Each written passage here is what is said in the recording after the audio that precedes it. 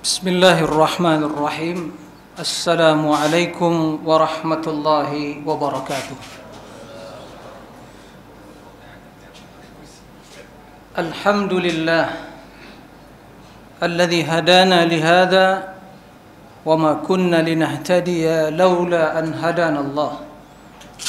Ashhadu an la ilaha illallah wahdahu la syarika lah wa ashhadu anna Muhammadan abduhu wa rasuluh sallallahu alaihi wa ala alihi wa sahbihi ajma'in wa man tabi'ahum bi ihsanin ila yaumiddin, amma ba'd.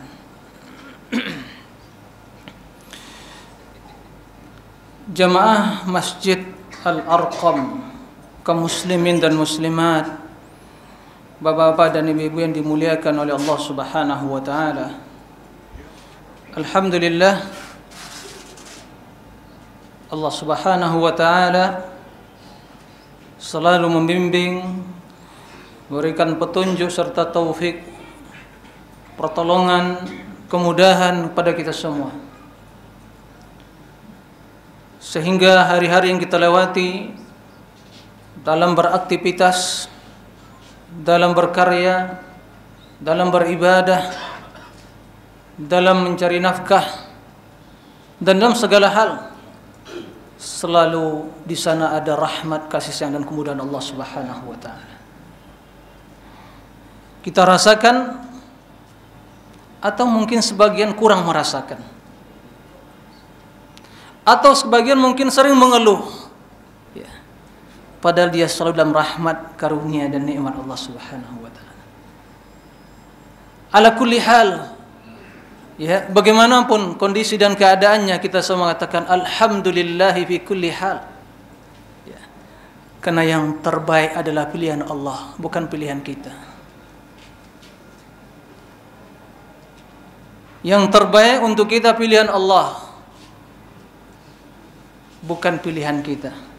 Kenapa banyaknya kita memilih sesuatu, menginginkan sesuatu, ternyata yang Maha Kuasa menginginkan yang lain, dan itulah yang terbaik.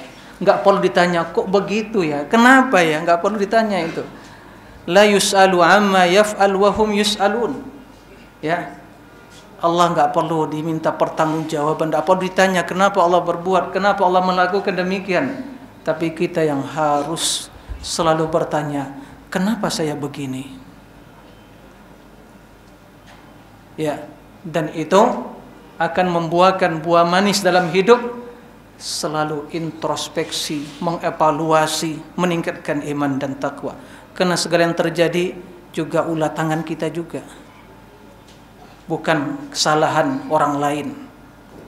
Alhamdulillah ala kulli hal. Salawat dan salam untuk Nabi kita Muhammad sallallahu alaihi wasallam. Allahumma salli ala Muhammadin wa ala ali Muhammad. Bapak-bapak dan ibu yang dimuliakan Allah Subhanahu wa taala, saudara-saudari kaum muslimin dan muslimat yang semoga selalu disayangi, dicintai oleh Allah Subhanahu wa taala.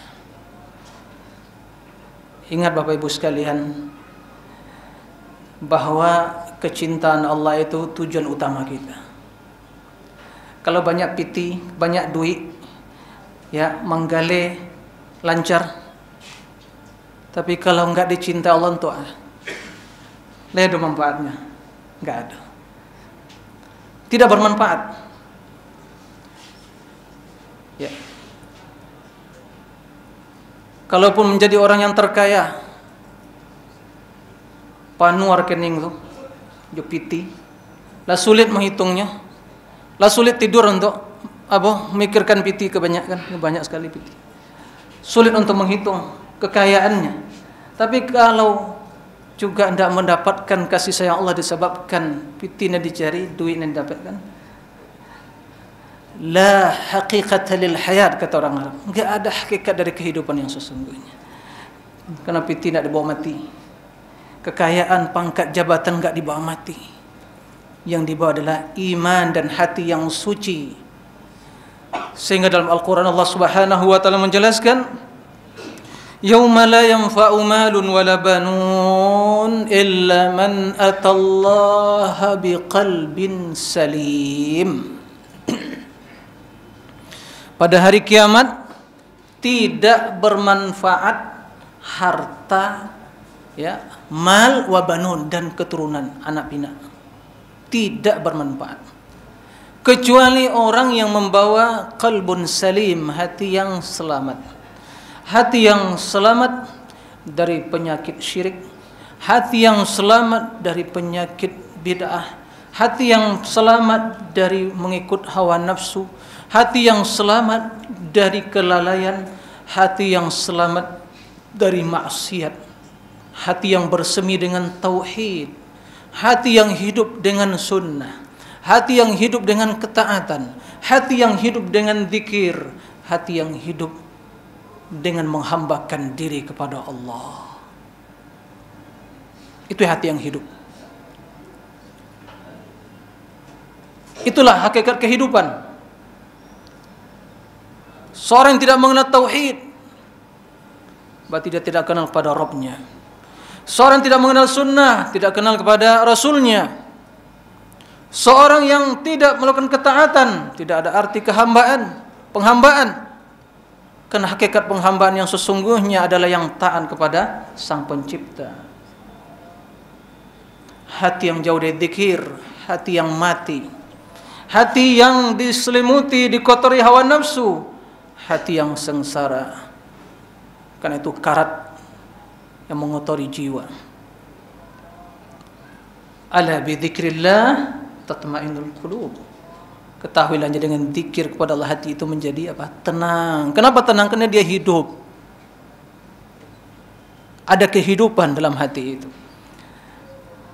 Tapi orang yang hatinya mati, itu adalah bagaikan mayat yang berjalan. Betapa banyaknya kita melihat, kita berteman, membangun relasi dengan manusia yang hidup di dunia ini, tapi hati semakin mati dan semakin keras. Karena pertemanan, persahabatan dengan orang-orang yang seperti itu tidak menambah kedekatan kepada Allah, tapi semakin menambah kerakusan pada dunia yang fana. Karena pertemanan dengan yang seperti itu tidak menambah kedekatan diri kita kepada negeri akhirat, bahkan semakin terikat dengan dunia yang dalam hadis mal'un, kata Rasulullah, terlaknat, kan begitu, kecuali orang yang banyak zikir kepada dunia ini dan orang yang manfaatkan untuk ketaatan kepada Allah. Tapi berteman, bergaul, bersahabat dengan orang-orang yang hatinya hidup, jiwa semakin tenang, jiwa semakin hidup, hati semakin bersih, hati semakin termotivasi untuk mendapatkan kebahagiaan di akhirat di sisi Allah Subhanahu wa taala. Bapak Ibu sekalian yang mulia Allah Subhanahu wa taala, kasado yang disebut tadi tidak akan terrealisasi. Semua yang disebutkan tadi tidak terrealisasi kecuali bila kita mengenal kebenaran yang sesungguhnya. Bila kita mengenal kebenaran yang sesungguhnya. Di dalam hadis Nabi sallallahu alaihi wasallam, Bapak Ibu sekalian, mudah-mudahan, saya yakin Bapak Ibu sekalian sering membaca doa ini. Kalau enggak membaca itu ya sekarang ditulis atau dihafal. Saya akan bacakan doa. Ya. Mudah-mudahan doa ini semua kita hafal dan kita telah laksanakan, praktekkan.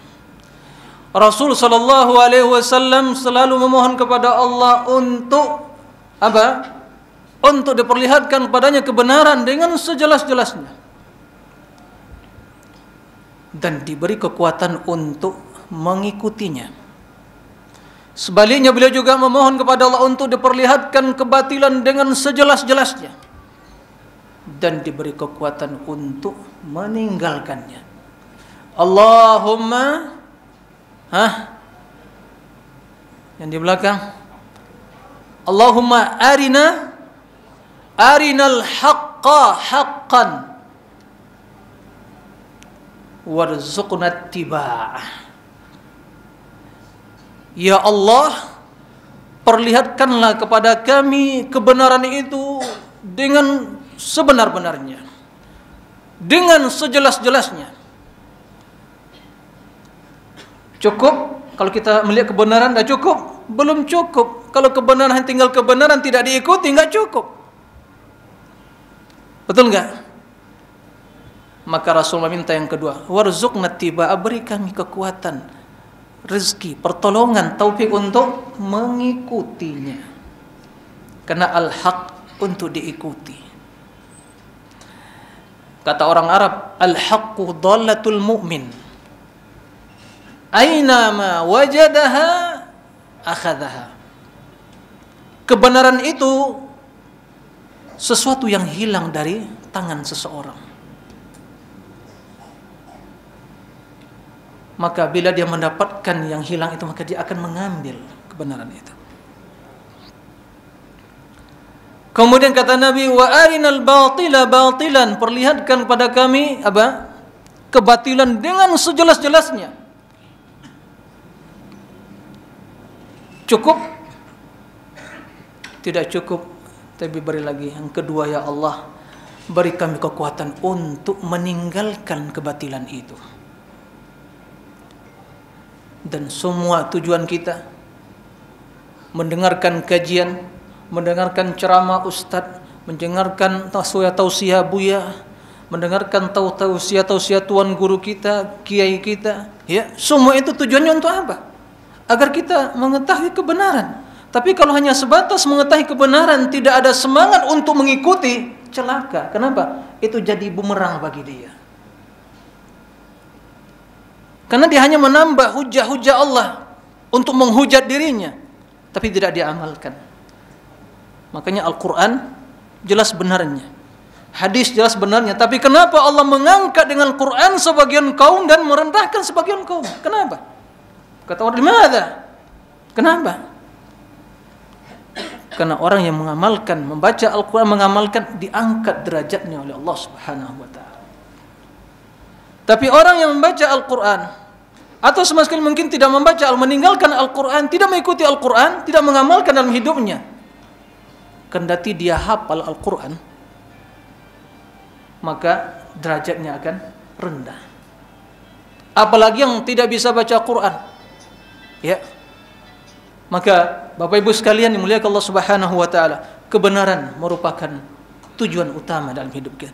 Dan ini salah satu indikator sebagai bukti seorang itu hamba Allah yang tulus murni hanya mencari ridha Allah. Karena kebenaran al-haq, karena Allah Maha benar dan datang dari Allah semua kebenaran.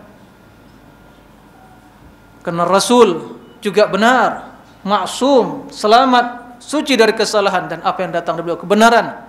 Maka kata Allah, dzalika bi anna Allah wal haq. Yang demikian itu karena Allah lah yang Maha benar. Ya, al-haq, Maha benar dalam perkataannya, dalam perbuatannya, dalam sifatnya, dalam nama-nama semua. Karena yang bersumber dari Allah kebenaran, Maha benar. Adapun selain Allah lah yang diseru, yang disembah, yang ibadati, selain Allah kebatilan. Begitu Rasulullah SAW, bahwa yang keluar dari mulutnya al-haq. Ada seorang sahabat, ya, Abdullah bin Amr bin As dahulunya selalu menulis hadis Nabi SAW. Ini pelajaran bagi kita. Jadi pun kalau kita datang ke sini untuk menggali, berdagang kan begitu, diselipkan di buku saku deh. Jika datang ke masjid ada ustaz yang ceramah, dibuka itu buku saku itu, ambil pulpen kan begitu. Enggak dapat banyak seketik. Tahu enggak? Tadi apa doanya tadi? Ada enggak nulis? Hah? Dah hafal semua? Nah, taib. Siapa yang hafal tadi? Jemaah sekalian, siapa yang hafal? Doanya, Allahumma arinal haqqa haqqan. Coba kita ulangi 3 kali dulu. Allahumma arina al-haqqa haqqan. Allahumma arinal haqqa haqqan. Allahumma arinal haqqa haqqan. Warzuqna ittiba'ahu. warzuqna ittiba'ahu, warzuqna ittiba'ahu. Allahumma arinal haqqa haqqan warzuqna ittiba'ahu. Itu potongan yang pertama.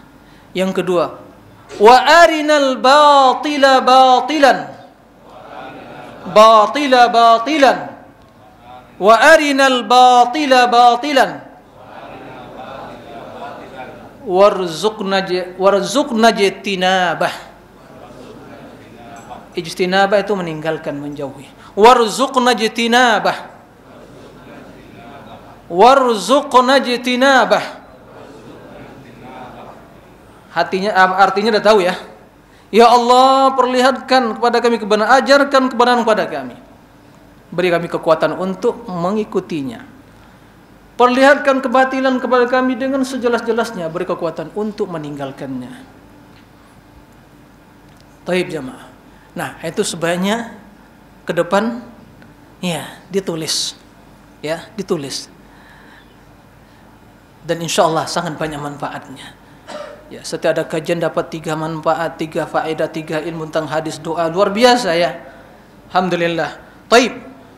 Jadi kembali kita kepada topik pembahasan bahwa Nabi SAW tatkala Abdullah bin Amr bin As mengatakan kepadanya, ya Rasulullah, kok para sahabat yang lain melarang saya menulis semua yang keluar dari mulutmu ya Rasulullah? Karena Rasul, kata mereka, terkadang berbicara dalam keadaan sujud dan kadang bergurau, kan bu, yang mubah, kan begitu. Kata Nabi SAW, uktub kulla syai', tulislah semua yang kamu dengar, tidak ada yang keluar, la yakhruju minhu illa haqq, tidak ada yang keluar dari mulutku kecuali hanya kebenaran, kata Nabi SAW. Itu wajib kita yakini jemaah. Kalau Allah telah mengatakan qala Allah dan Rasul mengatakan qala Rasul dan hadisnya sahih, tidak ada keraguan sedikit pun dalam hati kita kecuali hanya membenarkan. Itu wajib. Kendati mungkin belum tahu kita makna yang sesungguhnya atau rinciannya ya, tapi secara umum kita wajib menerima. Baik, itu kebenaran. Kesimpulannya bahwa kebenaran merupakan semua cita-cita kita. Dan juga semua kita mencari kebenaran.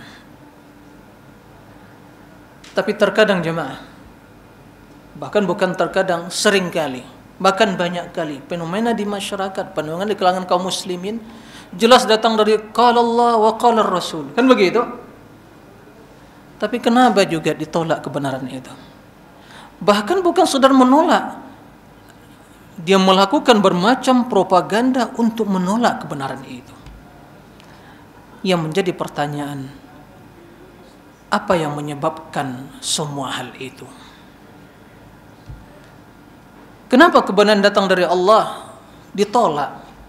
Kenapa kebenaran datang dari Rasul ditolak? Tidak diterima. Apa penyebabnya jemaah? Segala satu ada penyebabnya. Di antara penyebab ya, kenapa kebenaran itu ditolak? Ya.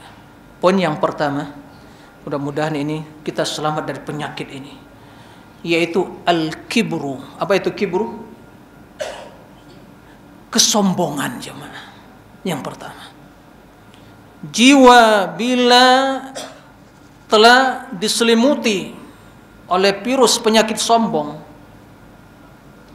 maka apapun yang datang kepadanya dari kebenaran qala Allah wa qala Rasul, dia akan menolak. Bahkan hakikat dari kesombongan yang sesungguhnya, kata Nabi, adalah batrul haqq. La yadkhulu jannata man kana fi qalbihi mithqalu dzarratin minal kibr. Tidak masuk surga seorang yang di hatinya ada secuil kesombongan. Para sahabat bertanya, apa itu kesombongan ya Rasulullah? Qal batrul haqq wa ghamtun nas. Kesombongan itu adalah menolak kebenaran itu. Nah, dan ghamtun nas, menghina manusia, merendahkan manusia, mencela manusia. Jadi dia sombong. Ya, mentang-mentang banyak duitnya, mentang-mentang tinggi pangkatnya, mentang-mentang tinggi kedudukannya, dia melihat orang yang di bawahnya dengan pandangan yang meremehkan, merendahkan. Ya. Itu hakikat dari kesombongan yang sesungguhnya. Maka setiap orang yang menolak kebenaran, faktor utamanya kena kesombongan dia. Oleh karena itu Allah Subhanahu wa taala menjelaskan kenapa orang-orang musyrikin, kenapa orang-orang kufar dan yang mengikuti jejak dan langkah-langkah mereka menolak kebenaran datang dari Allah dan Rasulnya. Allah sebutkan dalam Al-Quran dalam surah Al-A'raf ayat 146. Qala Allah azza wa jalla, sa'asrifu an ayati alladzina yatakabbaruna fil ardi bighairil haqq wa iyyaraw kulla ayatin la yu'minu biha wa iyyaraw sabila ar-rusdi la yattakhidhuhu sabila wa iyyaraw sabila al-ghayyi yattakhidhuhu sabila dzalika bi annahum kadzdzabu bi ayatina wa kanu anha ghafilin. Kata Allah, saya akan asrif, saya akan jauhkan, ya. Saya akan singkirkan dari ayat-ayatku, kata Allah, orang-orang yatakabbaruna fil ard, yang sombong di dunia ini. Yatakabbar, sombong dia. Ya. Sombong di dunia bighairil haq, tanpa ada alasan yang membenarkan. Memang enggak pantas kita sombong. Siapa kita? Asalnya dari tanah, ya. Kalau kita lihat, kendati penampilan kita masya Allah zahirnya, tapi isi perut kita apa? Kotoran semua. Dari apa asal usul kita? Dari tanah, kemudian setelah itu dari setetes mani, air yang menghinakan, yang menjijikkan, ma'im mahin, kata Allah. Kita tidak memiliki sesuatu, dipinjamkan oleh Allah. Lalu apa yang menyebabkan kita sombong? Maka Allah paling benci pada orang yang sombong, dan kesombongan yang paling dahsyat adalah menolak kebenaran itu. Kemudian angku dan sombong terhadap manusia. Allah menjelaskan akan aku palingkan, ya, dari ayatku orang-orang yang sombong di permukaan bumi bighairil haq, tanpa kebenaran. Kalau begitu sombong kalau dengan alasan boleh, ya enggak. Artinya orang yang sombong itu memang tidak ada dalil satupun kebenaran yang bisa membenarkan dan melegitimasi sikap sombongnya itu. Taib. Kemudian kata Allah, wa iyyaru sabilal rusdi la yattakhidhu sabila wa iyyaru kulla ayatin la yu'minu biha. Jika dia melihat ayat, membaca ayat, maka dia tidak beriman kepada ayat tersebut. Jika dia melihat jalan kebaikan, kebenaran, dia tidak mengikuti jalan kebaikan dan kebenaran itu. Tapi bila melihat jalan kejahatan, kesesatan, kezaliman, dia ikuti jalan tersebut. Inilah kesombongan yang sesungguhnya. Kemudian kata Allah, yang demikian itu karena mereka telah mendustai ayat-ayat kami, dan mereka itu lalai daya kami. Intabih, perhatikannya jemaah sekalian, bahwa kesombongan inilah faktor utama yang menyebabkan orang kenapa menolak kebenaran. Ya, padahal dia mengetahui, membaca Al-Quran, membaca ayat dan hadis. Nah, bagaimana iblis dikeluarkan oleh Allah dari surga karena kesombongan? Bagaimana kaum Yahud hasad dan menolak ajaran Nabi SAW karena kesombongan mereka? Bagaimana orang-orang musyrikin menolak seruan Nabi untuk mengucapkan la ilaha illallah? Lihat jemaah, dalam Al-Quran Allah menyebutkan, innahum kanu idza qila lahum, sesungguhnya mereka orang musyrik apabila dikatakan pada mereka la ilaha illallah yastakbirun. La ilallah itu tauhid, akidah yang benar, keimanan yang benar. Bila diajak mereka, mari mengikuti tauhid, mari kepada kebenaran, mari ikuti ajaran Nabi SAW, dia sombong, yastakbirun. Maka dalam diri mereka ada sifat orang-orang musyrikin, sifat iblis dan sifat orang-orang Yahud. Nah, termasuk dalam hal ini orang-orang yang suka berjidal ya, memperdebatkan agama yang tujuannya ingin mencari kemenangan dalam perdebatan itu. Ini termasuk orang-orang yang sombong. Padahal dia membaca ayat, dia mendengar hadis, tapi dia tolak. Kenapa? Dia ingin menang, mencari kemenangan. Itu pertanda kesombongan. Ya, Allah Subhanahu wa taala menjelaskan, innal ladzina yujadiluna fi ayatillah bighairi sultanin atahum in fi sudurihim illa kibrun ma hum bibalighi fasta'id billah innahu huwas samiul basir. Sesungguhnya orang-orang yang mendebat kamu, ya, berjidal tentang ayat-ayat Allah. Jemaah, agama bukan untuk diperdebatkan. Kalau kita tidak katakan saya tidak tahu. Kalau memang ingin tahu, ya ambil kebenaran telah diketahui. Enggak perlu diperdebatkan, memperpanjang perdebatan. Itu hanya memperkeras hati, ya, menimbulkan kebencian satu dengan yang lain, dan juga itu menolak kita untuk beramal. Karena orang yang banyak berdebat itu ya orang yang paling sedikit amalannya. Ya. Kalau agama menjadi bahan perdebatan, dia tidak akan beramal. Nah, dan Allah murka kepada orang-orang yang seperti itu. Kata Allah bahwa orang-orang yang mendebat kamu, ya, berjidal dengan kamu tentang ayat Allah bighairi sultanin, tanpa ilmu, maka tiada lain kecuali dalam hatinya itu apa? Kibrun, in fi sudurihim illa kibrun. Tiada lain dalam hati kecuali kesombongan. Ya, seperti itu. Jadi agama ini untuk diterima, dipahami dan diamalkan, bukan untuk diperdebatkan. Taib. Yang selanjutnya, apa yang menyebabkan seorang menolak kebenaran? Hasad, dengki. Ya, ini bersaudara ini. Ya, kesombongan dengan hasad, dengki ini ya bersaudara ini. Satu paket kayaknya. Hasad, dengki. Ya, tadi sombong. Nah. Jadi yang kedua hasad, kedengkian. Nah, dan ini juga termasuk sifat iblis, sifat orang-orang Yahud, hasad. Dia tidak ingin seorang itu mendapat kebenaran hak. Mereka mendambakan, menunggu-nunggu bahwa Nabi yang diutus di akhir zaman dari Bani Israel, tapi ternyata dari apa? Suku Arab.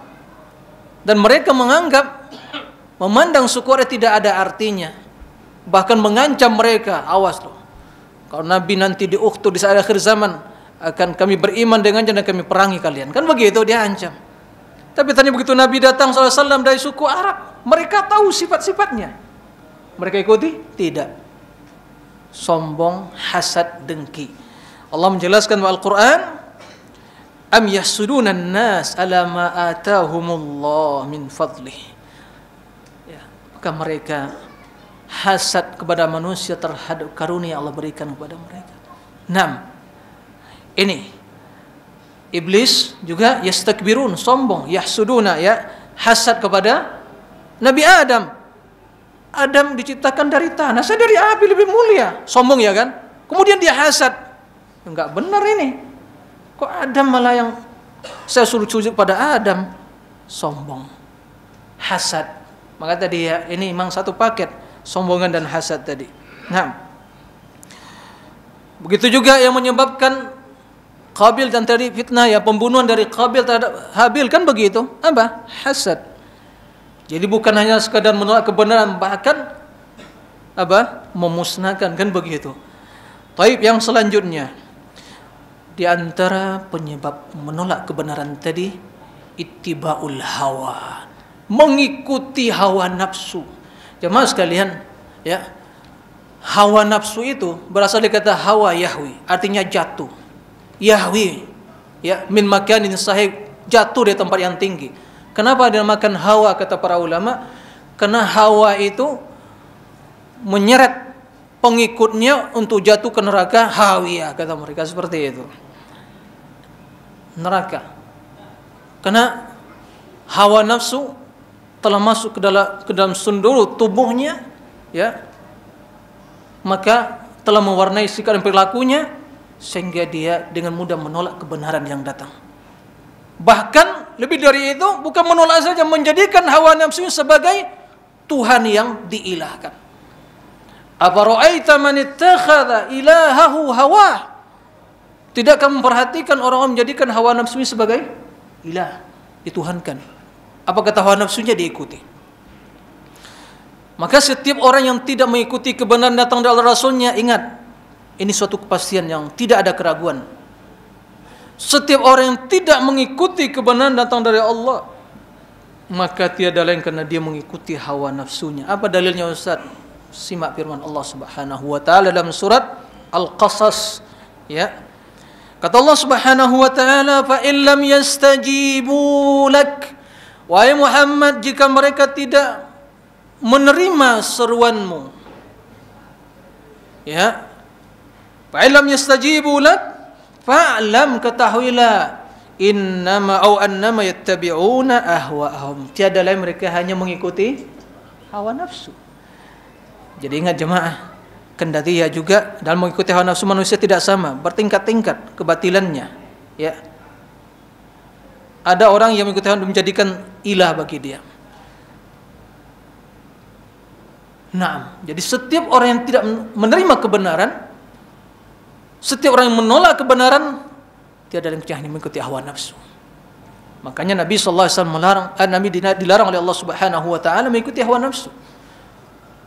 Ya, bahkan di antara faktor penyebab utama kehancuran manusia dan kesesatan mereka di akhir zaman adalah hawan muttaba. Ya. Syuh, kikir, ya, bakhil, kemudian hasad, kemudian juga hawan muttaba, hawa nafsu yang diikuti. Ya. Setiap orang yang tidak mengikuti kebenaran atau menolak kebenaran, pasti dia mengikuti hawa nafsunya. Lihat juga orang musyrikin, ya. Allah menyebutkan kenapa mereka mengikuti atau tidak mengikuti Al-Quran dan Sunnah atau dakwah yang disampaikan Nabi SAW, karena mereka mengikuti hawa nafsunya. Afara'aita man ittakhadha ilahahu hawa. Tidakkah engkau memperhatikan orang-orang yang menjadikan hawa nafsunya sebagai apa? Tuhan, sebagai ilah yang diibadati. Ya, hawa nafsunya menjadi abdul hawa, ya, hamba hawa nafsu. Maka hawa nafsu akan menyeret dia kepada neraka hawiyah, wal iyazu billah. Taib. Bahkan kalau hawa nafsu yang diikuti jamaah, dunia, bumi dan langitnya akan hancur binasa. Law ittaba'al haqqu ahwa'ahum lafasadatis samawati wal ard wa man fihinna. Kalau kebenaran, lihat, kalau kebenaran mengikuti hawa nafsu mereka, artinya kebenaran itu dilihat dengan hawa nafsunya, apa yang cocok dengan nafsu itu kebenaran, maka tentu akan rusak langit dan bumi dan penghuni keduanya. Nah, yang selanjutnya di antara faktor yang menyebabkan, sebab yang menjadikan seorang menolak kebenaran adalah sikap fanatik dan taklid buta. Ta'assub dalam bahasa Arabnya. Ta'assub. Apa itu? Fanatik pada suatu golongan, pada suatu kelompok, suatu pemahaman, suatu pemikiran, suatu ideologi, ya. Sehingga dia memberikan suatu pernyataan, inilah yang benar, yang diikuti oleh kelompokku, oleh sekteku, golonganku, ya, oleh jemaahku dan seterusnya. Itu namanya ta'assub, fanatik. Atau bahkan juga fanatik pada madhab, ya. Contoh, ya, datang oleh Allah mengatakan qala Allah wa qala Rasul, tapi begitu didengar oleh sebagian mengatakan, oh ya enggak, saya madhab Syafi'i, enggak sesuai dengan madhab Syafi'i. Ini sikap apa ya jamaah? Itu fanatik yang tercela. Emangnya Imam Syafi'i siapa? Rasul, maksum, suci dari kesalahan. Kalau Imam Syafi'i, bahkan kalau sampai sahabat mengatakan suatu perkataan toh ternyata menyelisihi dalil, tidak wajib diikuti. Apalagi selain sahabat, ya, apalagi selain Imam Syafi'i.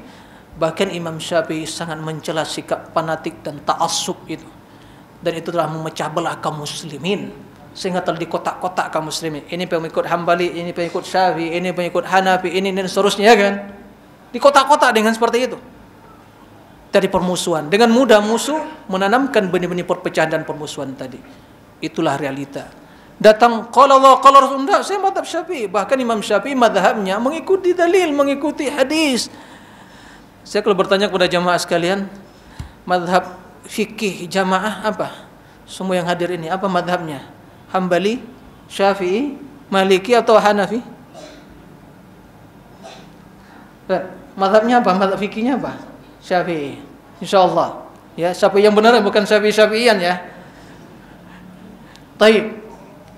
Tapi kalau ada orang yang bertanya, mohon Bapak mazhab Syafi'i, iya. Tanya Imam Syafi'i itu apa mazhabnya, Pak? Ya gimana jawabannya jemaah? Oh, Imam Syafi'i mazhabnya Syafi'i juga. Loh, ya. Nggak nyambung ya kan? Dan dia pun tidak pernah membuat madhab. Jemaah, emang saya tidak pernah, oh ini madhab Syafi'i kita ikuti, nggak pernah seperti itu. Imam Malik begitu nggak pernah. Cuma, Masya Allah, murid-murid beliau dikumpulkan ilmunya itu, ditulis, kemudian ditulis ya kaidah-kaidah prinsip-prinsip keilmuan, kemudian dibukukan sehingga menjadi dan diikuti oleh para ulama. Ya, karena ketulusan perjuangan beliau, karena ketulusan beliau memperjuangkan agama Allah, sehingga perkataan beliau didengar dan ilmunya diambil. Ya, sehingga beliau yang sangat berpegang teguh dengan hadis. Fikihnya seperti itu. Mudah jawabannya. Kalau orang kita ditanya madhab Imam Syafi'i apa madhabnya, sampaikan perkataan Imam Syafi'i kepadanya. Imam Syafi'i menjawab bahwa madhab dia, ya, idza shahhal hadis fa huwa madhabi. Apabila hadis Nabi itu sahih, ya, sahih hadis Nabi, kita mendengar qala Allah wa qala Rasul, kan begitu, qala Allah di sahih Bukhari, sahih Muslim, kita dengar hadis tersebut disampaikan oleh ustaz, ya diterima, nggak usah mikir lagi, oh gimana ya, kok kalau saya terima nih bertentangan dengan budaya dan tradisi saya nih, kan begitu, atau dengan madhab saya, atau dengan kelompok saya, atau dengan organisasi saya. Tidak ada lagi ungkapan yang seperti itu. Idza shahhal hadis, kata Imam Syafi'i, apabila hadisnya sahih, wa huwa madhhabi, itulah madhabku. Itu jawabannya. Jadi beliau sangat mencela sikap fanatik pada kelompok, pada golongan, organisasi, karena itu yang menyebabkan seorang menolak kebenaran. Dia akan selalu berbicara sebatas apa? Konsep atau mungkin visi dan misi organisasi dan juga apa? Kelompok dan golongannya. Kenapa? Karena telah diturutin untuk yang seperti ini, yang fanatik yang sesungguhnya. Nggak boleh kita fanatik. Fanatik hanya boleh pada kebenaran. Selain itu tidak boleh. Nah, kemudian juga dia taklid buta. Jadi taklid itu sifat taklid buta, yaitu orang yang mengikuti seseorang atau imam tapi tidak mengetahui dalil. Lalu bagaimana dengan kita orang awam, misalkan nggak tahu dalil? Ya, dalam hal ini orang-orang awam atau yang tidak belajar, ya, itu mengikuti ulama yang dia yakini, ya, benar akidahnya, pemahamannya, dan juga sangat cinta mengikuti dalil dan kebenaran. Nah, seperti itu. Silakan beramal dengan pendapat seperti itu selama yang disampaikan sesuai dengan dalil dan hadisnya. Nah, baik Pak, betul, silakan. Nah, seperti itu. Adapun jika kita bisa mendengar, membaca hadis, maka terus berusaha untuk mengikuti dalil. Jangan fanatik siapapun. Jangan fanatik kepada ustadz siapapun, jangan fanatik kepada kiai siapapun, jangan fanatik kepada buya siapapun, jangan fanatik kepada siapapun. Enggak ada kecuali hanya pada Rasulullah. Karena itu beliau kita diperintahkan untuk mengikuti beliau. Nah, termasuk sikap fanatik, ya, yang sering kita lihat di masyarakat, mereka berdalil, lah ini kan udah turun temurun dari para leluhur dan nenek moyang kami. Jemaah, ini tidak beda dengan perkataan orang-orang yang menolak kebenaran di zaman Nabi. Begitu mereka diminta mengikuti kebenaran, pertama sekali hadza ma wajadna alaihi aba'ana, ini yang kami dapatkan dari para leluhur dan nenek moyang kami. Hati-hati, jangan sampai kita menyerupai sikap dan perilaku mereka sehingga kita jadikan sebagai alasan untuk menolak kebenaran. Ya, padahal mereka mendapatkan innahum alfau aba'ahum dhalim, mereka mendapatkan nenek moyang mereka, para leluhurnya beralam kesesatan. Ya, kesyirikan, khurafat, ya, bermacam pemahaman-pemahaman yang menyimpang, ya. Ini. Kemudian di dalam Al-Qur'an Allah Subhanahu wa taala menjelaskan, ya, tatkala mereka diperintahkan untuk mengikuti kebenaran, jawabannya qalu bal wajadna aba'ana kadzalika yaf'alun. Bahkan mereka mengatakan, demikianlah kami mendapatkan nenek moyang kami, para leluhur kami melakukan, ya kami ikut melakukan juga. Jemaah sekalian, ya, harus ditanamkan dari kita, ternyata agama ini bukan tradisi dan budaya, jemaah. Ya, agama ini bukan tradisi dan budaya, bukan budaya Arab, bukan tradisi Arab, ya jemaah. Ini adalah ajaran dan warisan Rasulullah sallallahu alaihi wasallam. Pedoman hidup kita, bukan budaya. Ya. Maka tidak ada istilah mengotak-ngotakkan, ini kan budaya Arab, ini budaya Nusantara. Ini keliru, jemaah. Agama bukan budaya. Jilbab misalnya kita pakai bukan budaya Arab. Ya. Jenggot bukan budaya Arab. Pakaian yang cingkrang, ya, bukan budaya Arab. Tapi itu sunnah Nabi SAW, ajaran hidup beliau. Ya. Tidak boleh berjabat tangan dengan bukan mahram, kan begitu? Bukan budaya Arab, itu sunnah ajaran Nabi SAW. Sehingga nanti berdalilkan kita di Nusantara biasa jabat tangan, kan begitu? Laki, wanita, kan begitu. Ini kan budaya kita. Jamaah, agama bukan, saya ulangi, agama bukan budaya. Warisan Rasulullah dari Allah Subhanahu wa taala disampaikan para sahabat. Itu yang warisan, ya. Itu agama. Maka keliru setiap ada seruan untuk kembali pada Al-Qur'an Sunnah, muncul suara-suara miring dan juga yang kan kita agama Nusantara, kan begitu, budaya Nusantara kita itu kan. Keliru, jemaah. Saya katakan ini suatu hal yang keliruan yang perlu diwaspadai. Ya, agama bukan budaya tapi ajaran, ya, syariat Allah. Nah, Bapak Ibu sekalian, moga Allah Subhanahu wa taala, ya, tadi Ta'mir, ya, menyebutkan bahwa waktunya, ya, penyampaian materinya hanya mungkin sekitar 40 menit, kan menit dan lebih dari 40 menit. Ya, kita cukupkan sampai di sini. Kalau mungkin ada pertanyaan, tafadhol, ya, silakan. Ya, mudah-mudahan yang sedikit ini bisa bermanfaat untuk kita semua dan membuka, ya, wawasan kita tentang Islam, tentang kebenaran, ya, dan mudah-mudahan kita diberi kekuatan untuk mengikutinya. Silakan jemaah, kalau ada yang bertanya, tafadhol. Ya, na'am. Ya.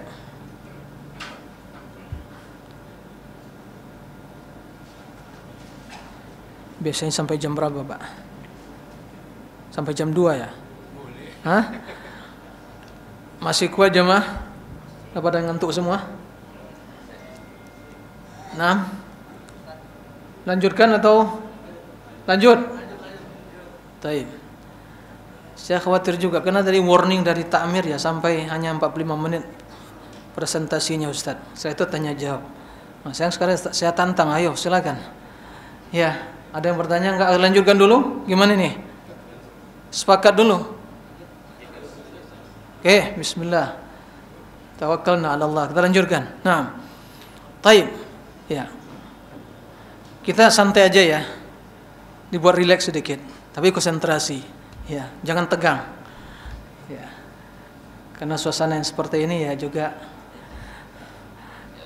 ya. Baik, kita lanjutkan. Tadi kita sebutkan bahwa di antara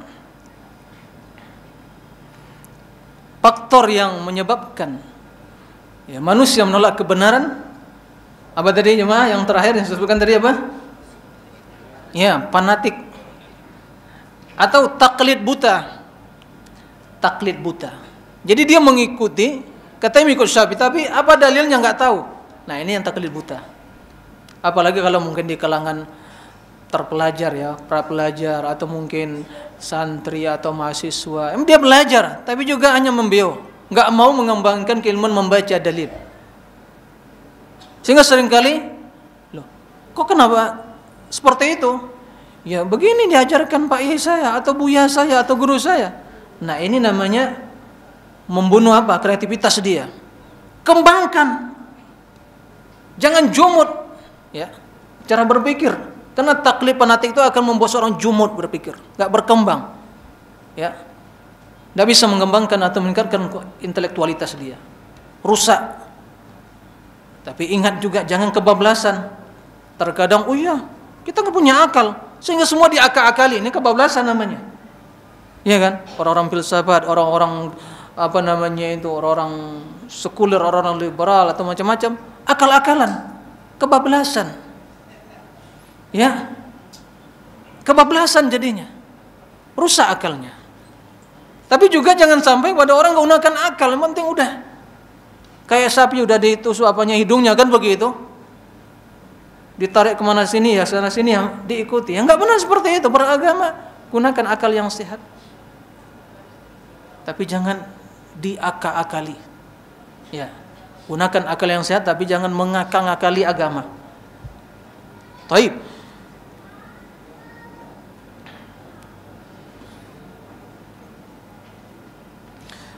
Ya, sikap fanatik tersebut membuat seorang jauh dari ilmu. Begitu juga sikap taklid membuat seorang jauh dari ilmu.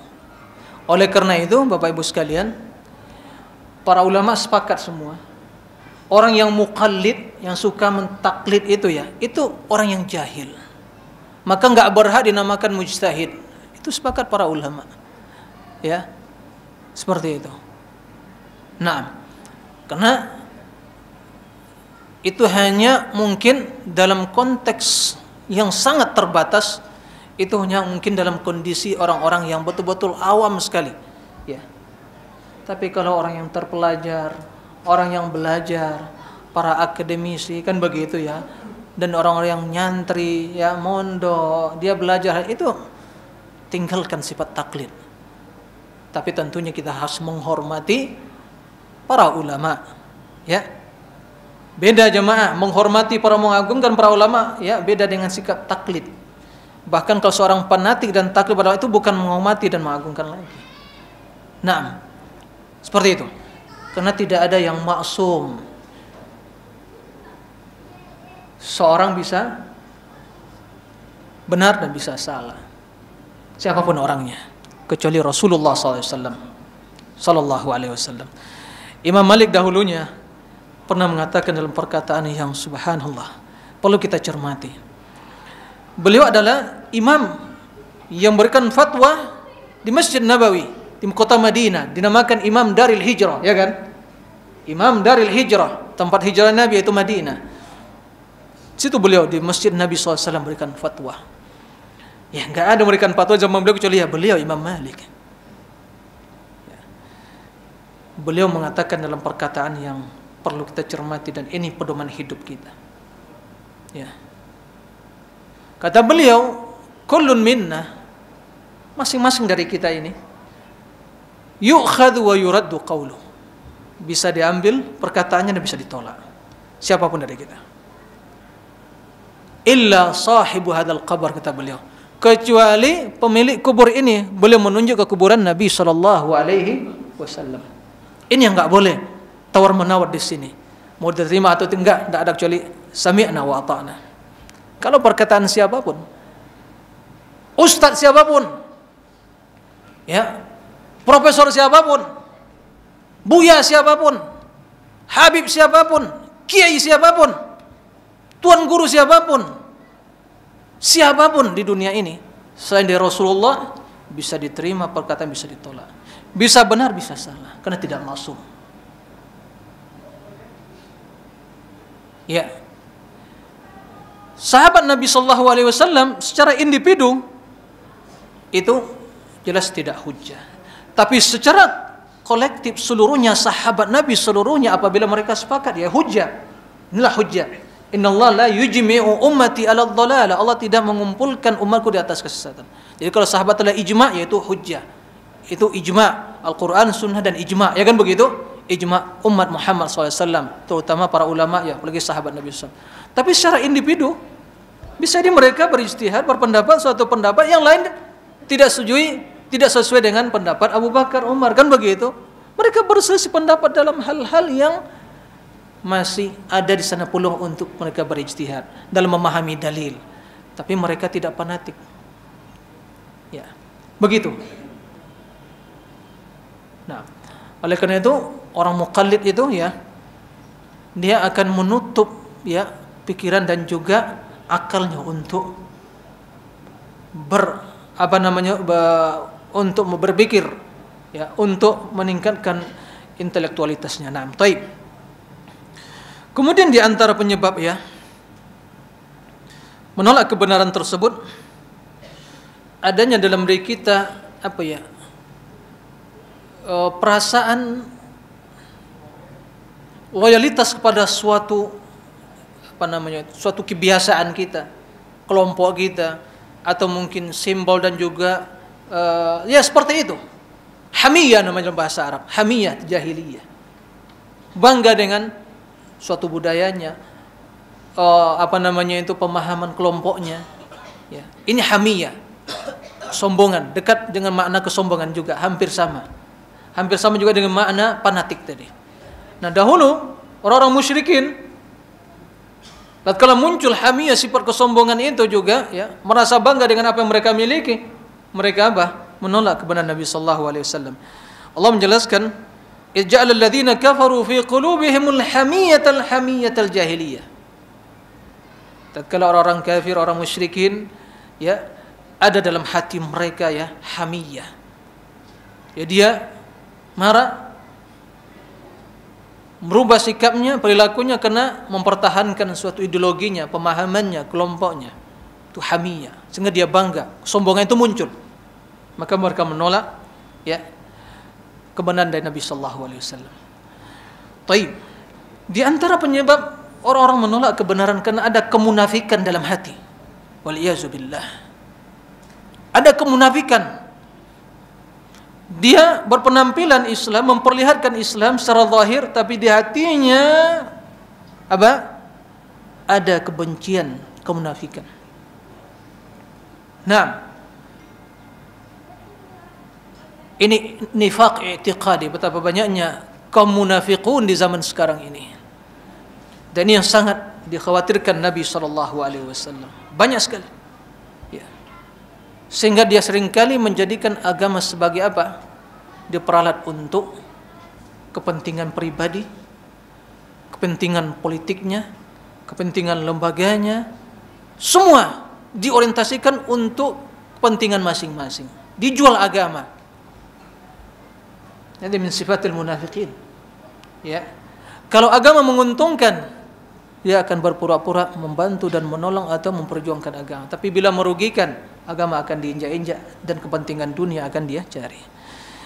Bahkan ya juga dengan mudah dia menjual agamanya demi secuil dunia, demi pangkat dan jabatannya, demi harta, demi tahta dan yang lainnya. Banyak jemaah zaman sekarang ini. Ya, mudah-mudahan Allah menyelamatkan kita dari sifat kemunafikan itu. Naam. Oleh karena itu kata Allah Subhanahu wa taala dalam surat An-Nisa, qala Allah azza wa jalla, wa idza qila lahum ta'alu, apabila dikatakan kepada orang munafikin, ta'alu, mari ke sini. Ya, ila ma anzalallahu ila rasul, untuk mengikuti apa yang diturunkan oleh Allah dan diturunkan oleh Rasul, mengikuti Al-Qur'an dan Sunnah, kebenaran. Apa jawaban mereka? Allah menyebutkan ru'aital munafiqina. Engkau mendapatkan dan melihat orang-orang munafikin. Bagaimana mereka? Bagaimana reaksinya, sikap mereka? Yasudduna anka sududa. Mereka akan menghambat diri mereka darimu dan mengikuti Muhammad. Kenapa mereka menghambat dirinya? atau bahkan juga menghambat orang lain dari mengikuti kebenaran tersebut. Kenapa? Munafiqin, karena hatinya ada nifaq, karena tidak tulus untuk Islam, tidak tulus untuk memperjuangkan agama Allah. Munafiqun, ya, bahkan seringkali memperalat agama sebagai sarana untuk mendapatkan, ya, keinginan dunia dengan bermacam corak dan ragamnya. Innal ra'aital munafiqina yasudduna anka sududa. Dia akan meninggalkan. Nah, yang selanjutnya, di antara sebab orang menolak kebenaran adalah al-ghadab, tatkala sikap marah dan emosi yang telah menguasai dirinya. Apapun yang disampaikan kepadanya, yang penting syaitan itu telah menguasai dirinya. Wajahnya itu udah kayak apa? Bara api, kan begitu panasnya. Kalau diteruskan itu meledak, itu kebakar itu, ya. Dan tidak ada, ya, bentuk atau penampilan seorang yang lebih dekat kepada penampilan orang gila daripada tatkala dia marah itu, kata para ulama. Seperti itu, karena udah hilang akalnya. Dan itu hanya sesaat. Begitu turun, tiada lain penyesalan. Bukankah demikian?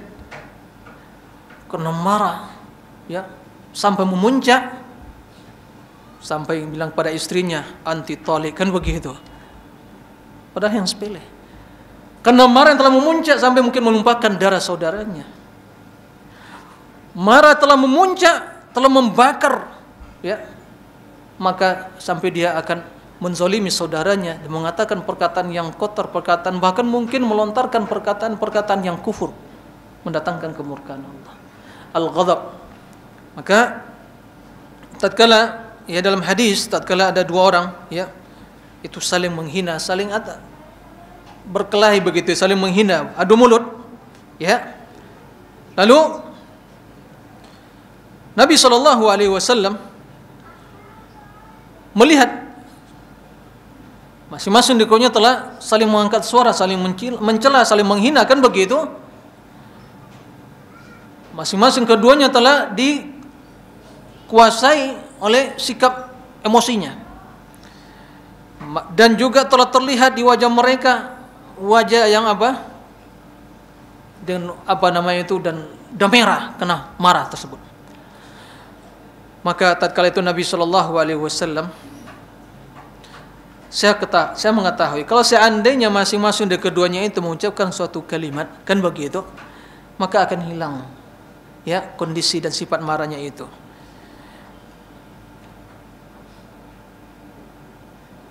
Kalau seandainya dia mengucapkan na'udzu billahi minasyaiton, ya, syaitanir rajim,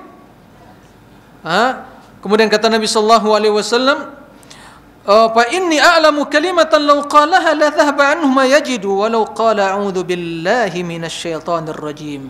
Aku berlindung dengan Allah dari, ya, syaitan yang terkutuk, karena sifat marah itu datang dari syaitan, kan begitu. Maka bila dia mengucapkan kondisi marah, a'udzubillahi minasyaiton, maka dia akan merasakan sifat marah tadi hilang dari hatinya, dari jiwanya, ya. Kemudian faqalu lirrajul ala tasma' ma yaqulu Nabi sallallahu alaihi wasallam, qala inni lastu bimajnun. Lalu sahabat mengatakan kepada seorang yang marah tadi, tidakkah mendengar apa yang ucapkan Nabi sallallahu alaihi wasallam? Kalau dia mengucapkan a'udzubillahi minasyaiton, lalu dia balik bertanya, emangnya kalian mengira saya gila begitu? Nah, ini kan sifat apa, ya? Dia udah marah seperti itu, kemudian tatkala dikritisi oleh para sahabat, emang kalian mengira saya gila? Di sini ada suatu kesimpulan bahwa memang, ya, kondisi dan bentuk penampilan seorang yang mendekati sifat gila itu ada tatkala marah itu. Lihat bagaimana, udah hilang apa, lepas kontrol itu, nggak bisa dikontrol lagi kalau yang seperti itu. Nah, taib. Selanjutnya jemaah yang mulia Allah Subhanahu wa taala, yang menyebabkan seorang menolak kebenaran, teman, ya, teman. Maka perhatikanlah siapa yang kita jadikan teman dalam hidup.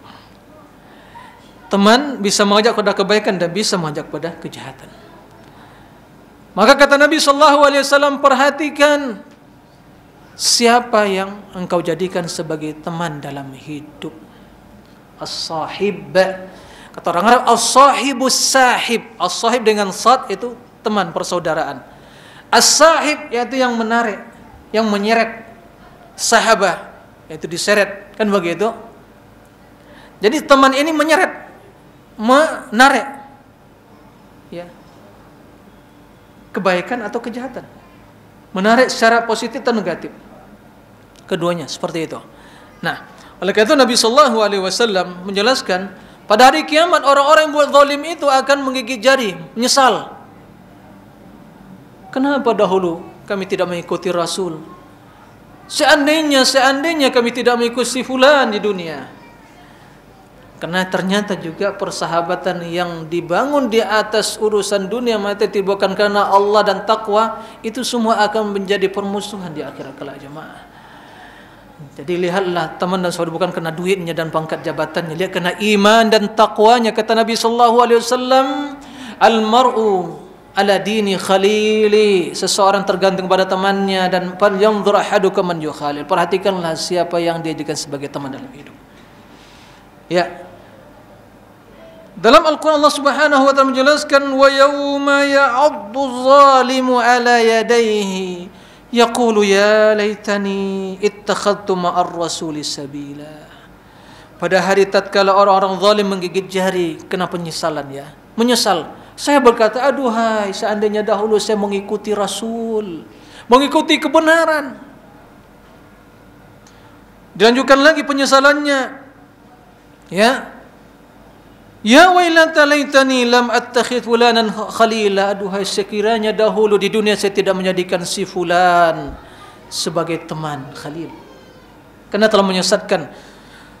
Laqad adallani anidh dzikri ba'da idh ja'ani. Sungguh dia telah menyesatkan aku dari zikir kepada Allah, dari ibadah kepada Allah, dari mengikuti kebenaran setelah datang kebenaran itu kepada aku. Kemudian dianjurkan oleh Allah Subhanahu wa taala, wa kana asyaitanu lil insani khadula, dan sungguh syaitan itu bagi manusia terus berusaha menyesatkan dia, menghinakan dia. Syaitan berusaha dihiasi. Jadi semua orang-orang yang fanatik taklid mengikuti seseorang di permukaan bumi ini dalam kesesatan yang dia ikuti, ya, dengan alasan ini kan para leluhur, ini kan tokoh kita, ini juga mungkin ustadz kita, ini para kiai kita, ini habib kita, seperti itu. Tapi ternyata dia mengikuti dalam suatu yang menyelisihi sunnah Rasul, kebenaran, maka itu akan gigit jari nanti, nyesal. Penyesalan, makanya yaumul qiyamah, hari kiamat dinamakan yaumul hasrah, hari penyesalan. Kenapa? Semua akan menyesal. Yang berbuat baik menyesal kok sedikit berbuat baik. Apalagi yang tidak berbuat baik, yang terlampau banyak kesesatan atau maksiat yang dilakukan, waliyazubillah. Itu. Jadi semua orang yang menjadikan teman sebagai sebagai menjadikan orang-orang yang bejat, orang yang menyimpang dari agama sebagai teman, maka akan menyesal. Selanjutnya jemaah, di antara hal yang menyebabkan seorang menolak kebenaran adalah kekhawatiran hilangnya popularitas dan juga simpatisan dan kedudukan. Banyak jemaah sekarang ini, pada dia tahu membaca Al-Quran, membaca dalil, membaca hadis, sampai kepadanya hadis Nabi SAW, tapi enggak mau dia berterus terang menyampaikan kebenaran itu. Kenapa? Jutaan orang di belakang dia, jutaan orang kalau masing-masing datang memberikan salam tempel, berapa itu jutaannya? Berjuta-juta ya, sejuta-juta ya, ribuan, ya kan? Ini nggak berkah, kan begitu? Datang apa dalam ritual-ritual yang telah sekali setahun misalnya, kan begitu? Dan momen tertentu datang, itu semua telah ditanamkan. Ini penuh berkah, penuh kebaikan. Yaitu bukan kosong, pakai amplop, datangkan pakai amplop, salam tempel itu. Tinggal bentangkan sorbannya, ya, tinggal menghitung setelah itu berapa ratusan juta, kan begitu keuntungan dalam satu hari. Kemudian dia takut juga akan kehilangan kedudukannya. Sebab begitu dia berterus terang menyampaikan, oh ya ternyata ini suatu keliruan dan salah. Orang akan bertanya, pasti dengan secara spontanitas dia akan ditinggalkan oleh pengikutnya, akan hilang kedudukannya. Kenapa? Karena yang mengangkat dia sampai ke kursi yang paling tinggi kan pengikutnya, ya kan? Nah sekarang dia berterus terang menyelisih pengikutnya, ya udah mundur teratur atau dia akan dikudeta, kan begitu. Maka akan terjadi permusuhan yang sangat hebat. Begitu juga dahulu Heraklius ya, raja apa namanya itu, Herakl ya, Rum ya, Romawi, raja Romawi. Dia tahu ya, Heraklius pembesar Romawi, Rum ya. Dia tahu bahwa yang dibawa Nabi Muhammad itu kebenaran. Maka tatkala kaum muslimin ya, atau dia bertanya kepada Sufyan, kan begitu, Abi Sufyan atau yang lain. Naam, sebentar, ini kisahnya dalam hadis.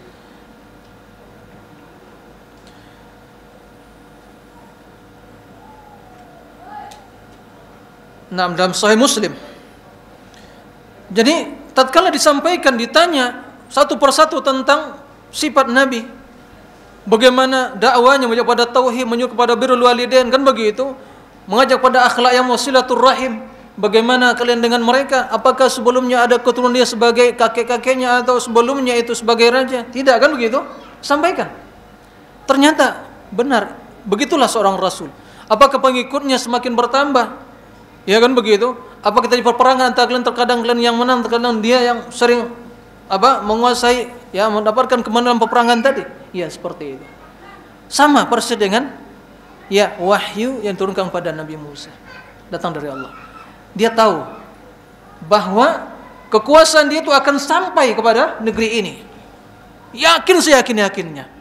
Begitu ditutup ruangan, dia kumpulkan semua komandan-komandannya, kan begitu, pembesar-pembesar yang Romawi, kan begitu, dikumpulkan. Lalu disampaikan kepadanya tentang pernyataan tentang kebenaran apa yang dibawa Nabi sallallahu alaihi wasallam. Mulai kedengaran usak-usuk, kan begitu, suara ke sana sini.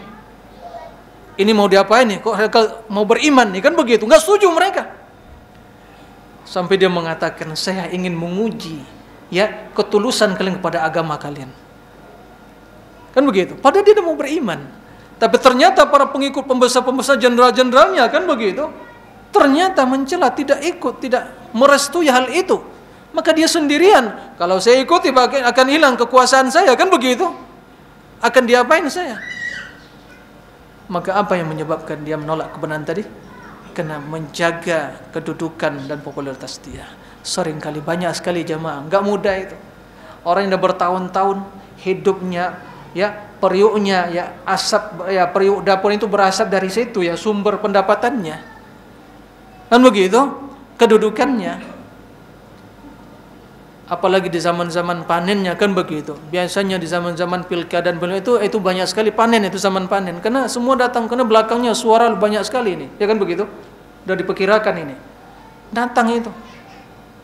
Itu jelas tempat ya kesempatan untuk panen, kan begitu. Nah, siapkah dia meninggalkan hal itu? Siapkah dia akan ditinggalkan oleh para pengikutnya? Siapkah dia itu akan hilang darinya kedudukannya? Siapkah dia itu akan hilang popularitasnya? Siap? Kalau orang-orang berjiwa besar dan hanya tujuannya lillah, dia akan mengatakan siap. Kendati manusia meninggalkan seluruhnya, kendati popularitas hilang, tak dikenal oleh manusia, yang penting adalah penghuni langit, seluruh penghuni langit 7 tingkat pun di langit itu kenal kepada saya, dan Allah Rabbul Alamin mencintai saya. Itu jemaah. Enggak perlu kita menjadi yang tenar di permukaan bumi ini. Kalau toh ternyata di sisi malaikat penghuni langit kita orang yang tidak dikenal, untuk apa?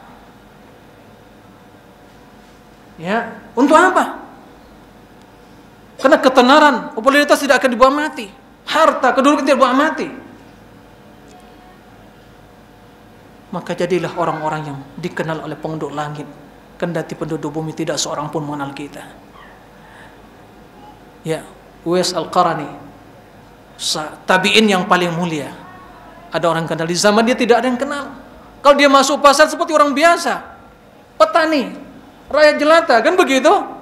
Tapi ternyata kata Nabi, kalau kamu bertemu dengan nanti, ya Umar mengatakan bertemu dengan dia, ya Uwais Al-Qarani meminta apa? Minta doa, didoakan. Karena Rasul mewasiatkan nanti akan ada seorang yang dari tabi'in, mereka yang paling mulia. Yang paling mulia tabi'in Al-Qarani. Nah, penampilan biasa saja, maka dia tidak pamer, ya, tidak promo, menampilkan diri. Bahkan orang nggak tahu kalau ada keramaian, dia cari jalan yang lain, biar nggak lewati keramaian tadi. Nah, itu nggak dikenal di penduduk bumi. Tapi begitu doanya dikenal oleh Allah, dia berdoa, doanya mustajabah, orang yang diistijabahi doanya oleh Allah Subhanahu wa taala. Begitulah. Jadi jangan bersedih kalau orang enggak kenal kita, tapi bersedih tatkala Rabbuna tabaraka wa taala dan malaikat enggak kenal kepada kita. Nanti kita orang yang sengsara dan celaka. Nah, taib, di antara yang menyebabkan ya seorang meninggalkan kebenaran adalah ini sebenarnya faktor yang paling utama, yaitu al-jahlu. Al-jahlu, kebodohan. Bagaimana dia akan mengikuti kebenaran kalau dia tidak tahu itu suatu kebenaran? Bagaimana dia akan meninggalkan suatu kebatilan kalau dia itu mengira suatu kebaikan? Mustahil ya jemaah. Maka jahal itu penyakit yang paling berbahaya. Ya, penyakit itu. Penyakit yang menyebabkan seorang celaka dan binasa. Maka Nabi sallallahu alaihi wasallam menyebutkan bahwa penyakit memang jahil itu, kebodohan itu adalah kebodohan, penyakit. Ya, kebodohan itu adalah suatu penyakit. Ya, innama syifa'ul 'ayyi su'al. Bahwa obat dari penyakit ayy itu kebodohan itu adalah as-su'al. Naam. Bila seorang tidak memiliki ilmu agama, maka dia akan membenci sesuatu yang tidak diketahui. Prinsip dalam hidup bahwa tak kenal maka tak sayang. Jadi seorang tidak mengenal kebenaran maka dia akan membenci. Dia benci. Karena al-mar'u aduwwun lima jahil, kata para ulama. Seseorang itu akan memusuhi sesuatu yang tidak dia kenal. Nah, kalau nggak kenal kebenaran, nah, maka dia akan memusuhi, bahkan memerangi. Ya. Dia akan perangi itu. Karena dia tidak mengetahui. Tapi begitu dia kenal kebenaran, maka dia akan menjunjung tinggi dan berpegang teguh dengan kebenarannya itu. Saya menyimpulkan dari fenomena yang terjadi di bumi Nusantara ini, ya, semakin menebarnya dakwah sunnah mengajak pada hak, pada tauhid, kepada kebenaran, tanpa ya perasaan. Artinya bukan melanjutkan perasaan dan keinginan ya masyarakat. Kita hanya menyampaikan qala Allah wa qala Rasul. Maka muncul di sana sini penentangan, kan begitu. Ya. Selama ini orang-orang kafirin, orang-orang fasikin menebarkan bermacam kebatilan yang tidak ada ditentang. Fenomena, kenyataan. Tayangan-tayangan televisi yang merusak akhlak akidah bermunculan. Tapi kenapa tidak ada penentangan membuat televisi, misalnya saluran televisi tandingan dakwah untuk membenahi umat, ya kan? Untuk membekali umat dari pemikiran-pemikiran sekuler, liberal, dan juga kepastikan maksiat dan dosa dan macam tangan itu. Kenapa? Diam-diam saja, kenapa? Tidak ada. Tapi begitu ada seruan untuk tauhid sunnah, bermunculan televisi dan radio dakwah, muncul perlawanan, pertentangan. Itulah perseteruan antara hak dengan batil. Muncul. Ya. Sehingga yang seharusnya Syiah yang jelas terang-terangan batil dianggap apa? Biasa-biasa saja. Nah begitu. Sekuler yang lain-lainnya, ya, macam-macam pemikiran. Tapi begitu mengajak umat, ini loh agama Rasulullah, ini tauhid, ini akidah, ini sunnah Nabi. Ikhlaskan ibadah kepada Allah, ikuti Nabi biar selamat. Maka muncul apa? Itulah sunnatullah ya jemaah. Sunnatullah, setiap mengajak pada kebenaran pasti, ya, pasti akan menghadapi bermacam rintang cobaan, dan itulah sunnatullah ila yaumil qiyamah. Tapi ingat, wal aqibatu lil muttaqin. Akhir dari kehidupan yang mulia, ya, itu bagi orang-orang bertakwa. Karena Allah ingin menguji kita, bagaimana kesabaran kita dalam memegang al-haq ini. Diuji, ya. Diuji oleh Allah Subhanahu wa taala. Maka tatkala seorang tidak mengetahui al-haq, dia akan memusuhi. Ya, ditambah lagi dengan hal yang lain tatkala yang disampaikan, ya, bertentangan dengan budaya dan tradisi mereka. Ini diantara, ini fenomena dalam hidup jemaah. Fenomena dalam kehidupan kita bermasyarakat. Maka dari sini saya mengajak dari pribadi seluruh kaum muslimin, mari benahi diri dengan ilmu, jangan dengan semangat semata.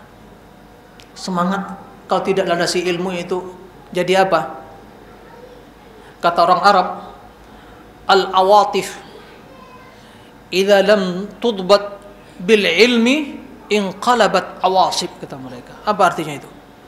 Orang Arab mengatakan perasaan itu awatif, semangat. Perasaan kalau tidak dikekang dengan kekangan ilmu, itu akan berubah menjadi awasib. Apa itu? Badai. Kalau badai gimana? Menghancurkan atau bukan angin biasa, badai, topan, hancur. Awatif perasaan, awasib apa? Badai. Jadi akan menerpa dan juga menghancurkan. Begitu. Jadi kalau perasaan beragama dengan perasaan, aduh enggak enak ya. Nanti orang malah benci, enggak senang. Lalu bagaimana dengan tetangga nanti? Semua itu jemaah akan berlepas diri, tidak ada tetangga yang bisa menyelamatkan kita. Bahkan anak kita tidak bisa menyelamatkan kita. Kita tidak bisa menyelamatkan anak, istri yang tidak bisa makan anak. Yang hanya akan dikumpulkan oleh Allah orang-orang yang beriman dan bertauhid kepada alladzina amanu wattaba'athum dzurriyyatuhum biimanin alhaqna bihim dzurriyyatahum wama alatnahum min amalihim min syai'. Orang beriman, amanu wattaba'athum dzurriyyatahum biimanin, dan ikutilah keluarga mereka, istri anak dalam keadaan iman, Allah kumpulkan nanti bersama dalam surga. Enggak dikurangi amalan kebaikan seorang tersebut. Ya, bukan diambil kebaikannya berikan, enggak. Kebaikannya 10 diambil 2 misalnya diberikan ke anak keluarga, enggak, tetap 10, tapi kebaikan diberikan yang pada anak-anak dan keluarganya. Itu karena iman. Tapi kalau tidak, berlepas diri. Yauma yafirul mar'u min akhi wa ummihi wa abi wa sahibatihi wa bani likulli imri'in minhum yawma idin sya'nu yughni. Pada hari kiamat, yafirul mar'u min akhi, seorang akan lari dari saudaranya. Wa ummihi wa abi, dari ibu atau ibu dan juga ayahnya. Wa sahibatihi wa bani, istri dan keturunannya, anak-anaknya. Naam.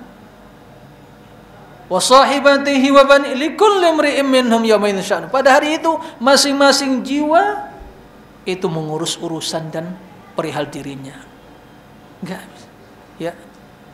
La yanfa'u malun wala banun. Ya. Seperti itu jemaah. Nah, maka sekarang timbang-timbang diri kita sebelum kita ditimbang nanti. Ya. Dihisab dulu sebelum kita dihisab juga di sana. Perhatikan, apakah saya termasuk orang yang mencintai kebenaran atau malah menolak kebenaran? Apa yang menjadi alasan kita enggak diterima oleh Allah? Fulan, kenapa kamu tidak mengikuti Rasul? Oh ya Rasul, ya Allah, karena ya fulan dahulu, karena itu tokoh yang saya agungkan, itu Pak Yai saya, Ustadz saya, Buya saya, Tuan Guru saya, gitu. Enggak diterima itu. Kecuali hanya man nabiyyu ya Rasulullah, yang kamu ikuti siapa Rasulullah. Nah, demikian jemaah yang dimuliakan Allah Subhanahu wa taala, ya, tentang berapa hal yang menyebabkan seorang menolak kebenaran, ya. Maka jadilah kita orang-orang yang menerima kebenaran dan mengutamakan kebenaran dari seluruh yang ada di permukaan bumi ini. Karena itulah, ya, yang menjadikan kita orang yang mulia di sisi Allah Subhanahu wa taala. Nah,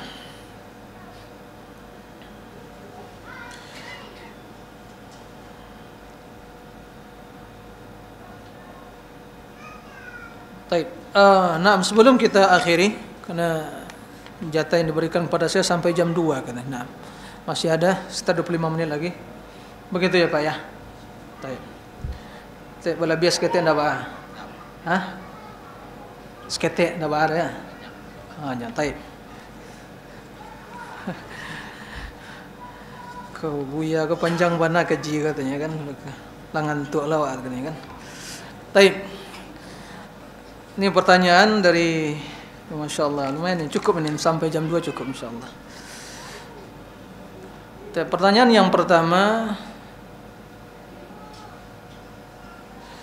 Assalamualaikum Ustaz, bagaimana sikap kita atau peranan, ya, peran Ustaz, ya betul, Ustaz ahli sunnah dalam rangka pilkada agar kita tidak dipimpin oleh orang kafir. Terima kasih.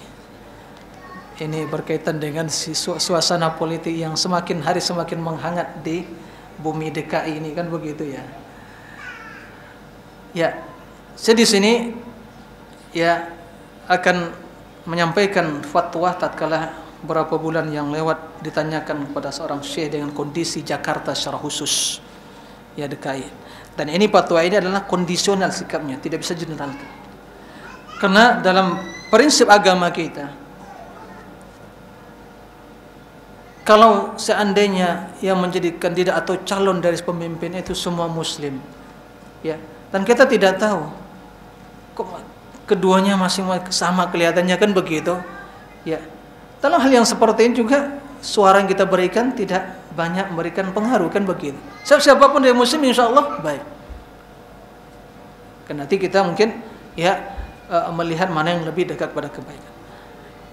Tapi kata para ulama, kaidah kita, bila pencalonan atau calon tersebut ada satu kafir dan satu muslim, maka wajib kita memilih yang muslim.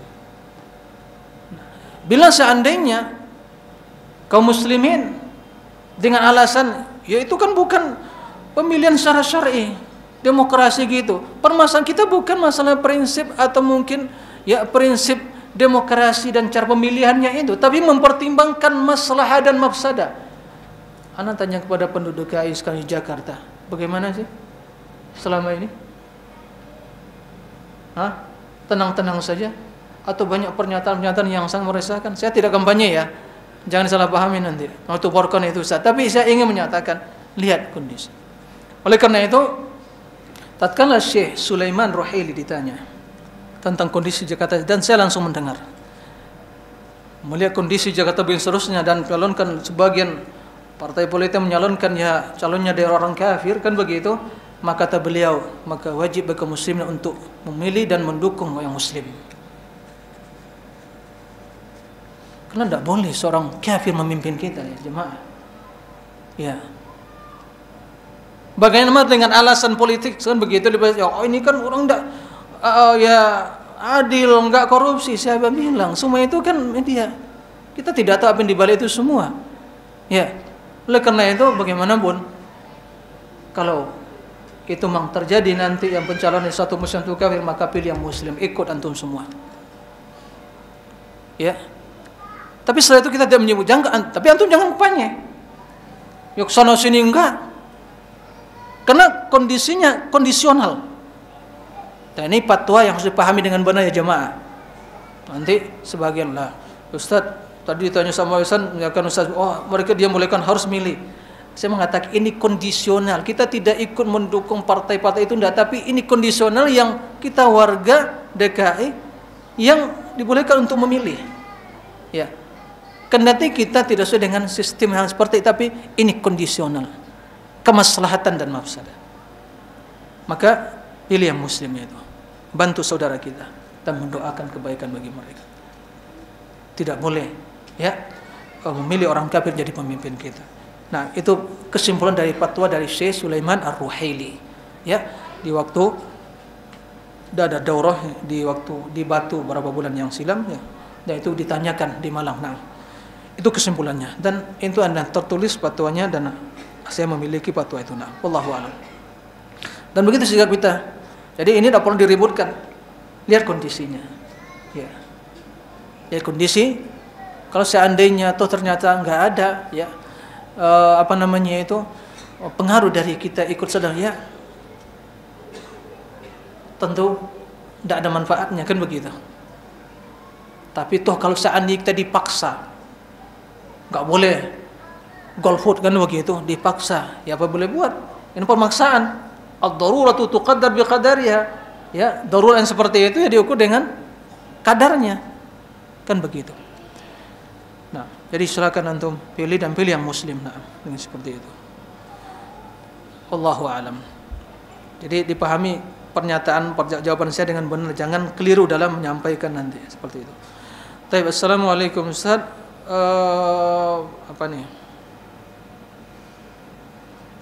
Berkaitan dengan tema sekarang, kenapa kemudian ditolak? Bolehkah Ustaz ceritakan pengalaman Ustaz pernah di sekolah sebelum kajian atau kalau di suatu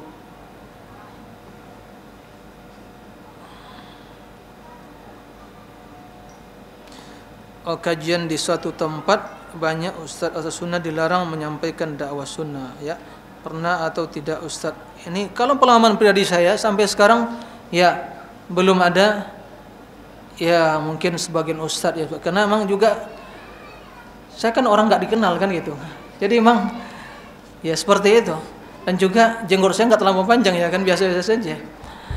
Jadi emang ya ala kulli hal sampai sekarang belum ada yang seperti dihadapi sebagian ustaz kita ya. Dan itulah ujian dan kita siap menghadapi. Kalaupun dalam kondisi misalnya saya yang berbicara ini modal istiqomah kan seperti itu terus dalam sunnah ya, kalaupun itu dihadapi ya kita tentu dengan segala pertimbangan masalah dan mafsadah. Ya, toh kalau ini biasa jemaah. Jadi bukan sesuatu yang aneh itu. Ya. Enggak aneh itu. Dalam perjuangan dakwah enggak aneh. Masih ringan. Masih ringan ketimbang dengan apa yang hadapi Nabi sallallahu alaihi wasallam, masih ringan jemaah. Ya. Karena iman kita ini ya jauh lebih rendah dari iman Nabi. Maka ujiannya juga seperti itu, lebih rendah, lebih ringan begitu. Nah, ya perjuangan para ulama kita lebih besar. Ya. Seperti itu. Lihat Imam Ahmad bin Hanbal bagaimana. Ya, di zaman Khalifatul Ma'mun, para ulama ya dengan rantai kan begitu di penjara. Alhamdulillah belum ada ustaz kita ya di penjara karena darah belum ada ya kan. Alhamdulillah, itu ancaman-ancaman ya, batu kerikil-kerikil kecil. Ya, biasa itu. Dilangkai aja batu kerikil kecil, jangan diinjak, selesai ya kan. Jadi seperti itu, anggap aja hal yang jangan terlampau besar. Tapi tentunya kita harus selalu introspeksi diri. Tapi begitulah, kalau kebenaran kita berdakwah ingin mencari ridhonya manusia, hada la yumkin, tidak mungkin. Ridhon nas ghayatul la tudrak. Keridhaan manusia suatu yang tidak mungkin akan dicapai ya jemaah. Karena kebanyakan manusia membenci kebenaran. Sedikit yang mengikuti al-haq. Nah, jadi ya kita berharap semoga para asatidzah kita dijaga oleh Allah, duat ahli sunnah yang menebarkan sunnah, pejuang-pejuang sunnah, terus diberi taufik, kekuatan, petunjuk oleh Allah Subhanahu wa taala untuk menyampaikan sunnah. Ya, la yakhafu bidzalika lawmata laim, dan tidak takut dan gentar ya dalam menyampaikan itu kepada siapapun. Tapi tentu bukan yang frontal, bukan ya kasar, tapi dengan hikmah, bijak ya, dan menyampaikan al-haq apa adanya. Ya. Seperti itu. Nah, kita memohon semoga kita semua menjadi juga orang-orang yang berjuang untuk sunnah, untuk agama Allah ini, ya masing-masing dengan kapasitas kita. Ya, mungkin dengan pulusnya, mungkin dengan duitnya, mungkin dengan ya pemikirannya, mungkin dengan ya macam-macam, ya. Atau mungkin yang punya kedudukan mungkin untuk dalam melobi dan memberikan yang membangun relasi dan sejenisnya, seperti itu. Nah, demikian. Nah, wallahu a'lam. Pertanyaan yang selanjutnya, Assalamualaikum Ustaz. Amalan apa yang membuat kita masuk surga ya Allah? Yang Allah menyukainya ya Rabb. Pertanyaan ini besar dan luar biasa ini. Mudah-mudahan yang bertanya ya dan kita semua yang mendengar mudah-mudahan menjadi penghuni surga. Allahumma amin ya Rabb. Naam. Allahumma inna nas'aluka al-jannata wa ma qarraba ilaiha min qawlin aw amal. Wa na'udzubika minan nari wa ma qarraba ilaiha min qawlin. Ya Allah, kami memohon surga-Mu ya Allah dan seluruh amalan yang mendekatkan diri kami kepada Engkau ya Allah. Dan kami berlindung dari api neraka dan seluruh amalan-amalan yang akan menyeret kami ke neraka. Ya banyak ya, jawaban Nabi SAW bermacam dan beraneka ragam jawabannya. Ya, di antara ditanya Nabi SAW, ya, untuk masuk surga, ya, adalah bagaimana menjaga lisan, kan begitu ya. Lisan, karena lisan akan menyebabkan seorang menjumuskan seorang ke dalam neraka, kan begitu. Di antara jawaban Nabi SAW bahwa akhbirni an amalin yudkhilul jannah, ya, wa yubaiduni anin nar, ya, dan jauhkan saya dari api neraka. Maka di antara jawaban Nabi SAW yaitu untuk selalu ya, menjaga lisan kita, untuk menjaga ibadah kita, ketulusan kita beribadah kepada Allah Subhanahu wa taala. Nah, untuk beriman kepada Allah Subhanahu wa taala. Tatkala datang wafdu Abdul Qais, utusan dari negeri Najran, ya, penduduk Najran, pada Nabi SAW bertanya, akhbirna an amalin nadkhul bihil jannah wa nukhbiru man wara'ana. Ya Rasul, ajarkan pada kami amalan yang akan masukkan kami dalam surga dan menjauhkan kami, atau kami ajarkan hal itu kepada keluarga yang kami tinggalkan. Itu Rasul minta antu'mina billah, ya, antu'minu billah ataduna mal iman billah, ya, tu'minu billah an tashhadu an la ilaha illallah, tu'minu billah wa atadruna mal iman billah, kan begitu. Yaitu Rasul mengatakan an tashhadu an la ilaha illallah anna Muhammadar Rasulullah, tuqimus shalah, tu'tiyaz zakah, wa an na'am wa tusum Ramadan wa tu'ti khumsa minal maghnam. Berimanlah kepada Allah, bertauhid, zakat, haji, puasa, melaksanakan salat, kemudian memberikan sebagian dari harta rampasan dalam perang yang ya 1/5 dari harta tersebut. Dalam hadis lain Nabi SAW ditanya, amalan yang banyak masukkan manusia ke dalam surga, taqwallah wa husnul khuluq, yaitu takwa kepada Allah dan ya memperbaiki akhlak. Begitu juga dalam hadis lain Rasulullah SAW menebarkan salam, lan tu'minu hatta tahabbu, dan tidak akan beriman saling mencintai. Wa lan tahibbu hatta awala adullukum ala amali idza fa'altumuhu tahabbtum.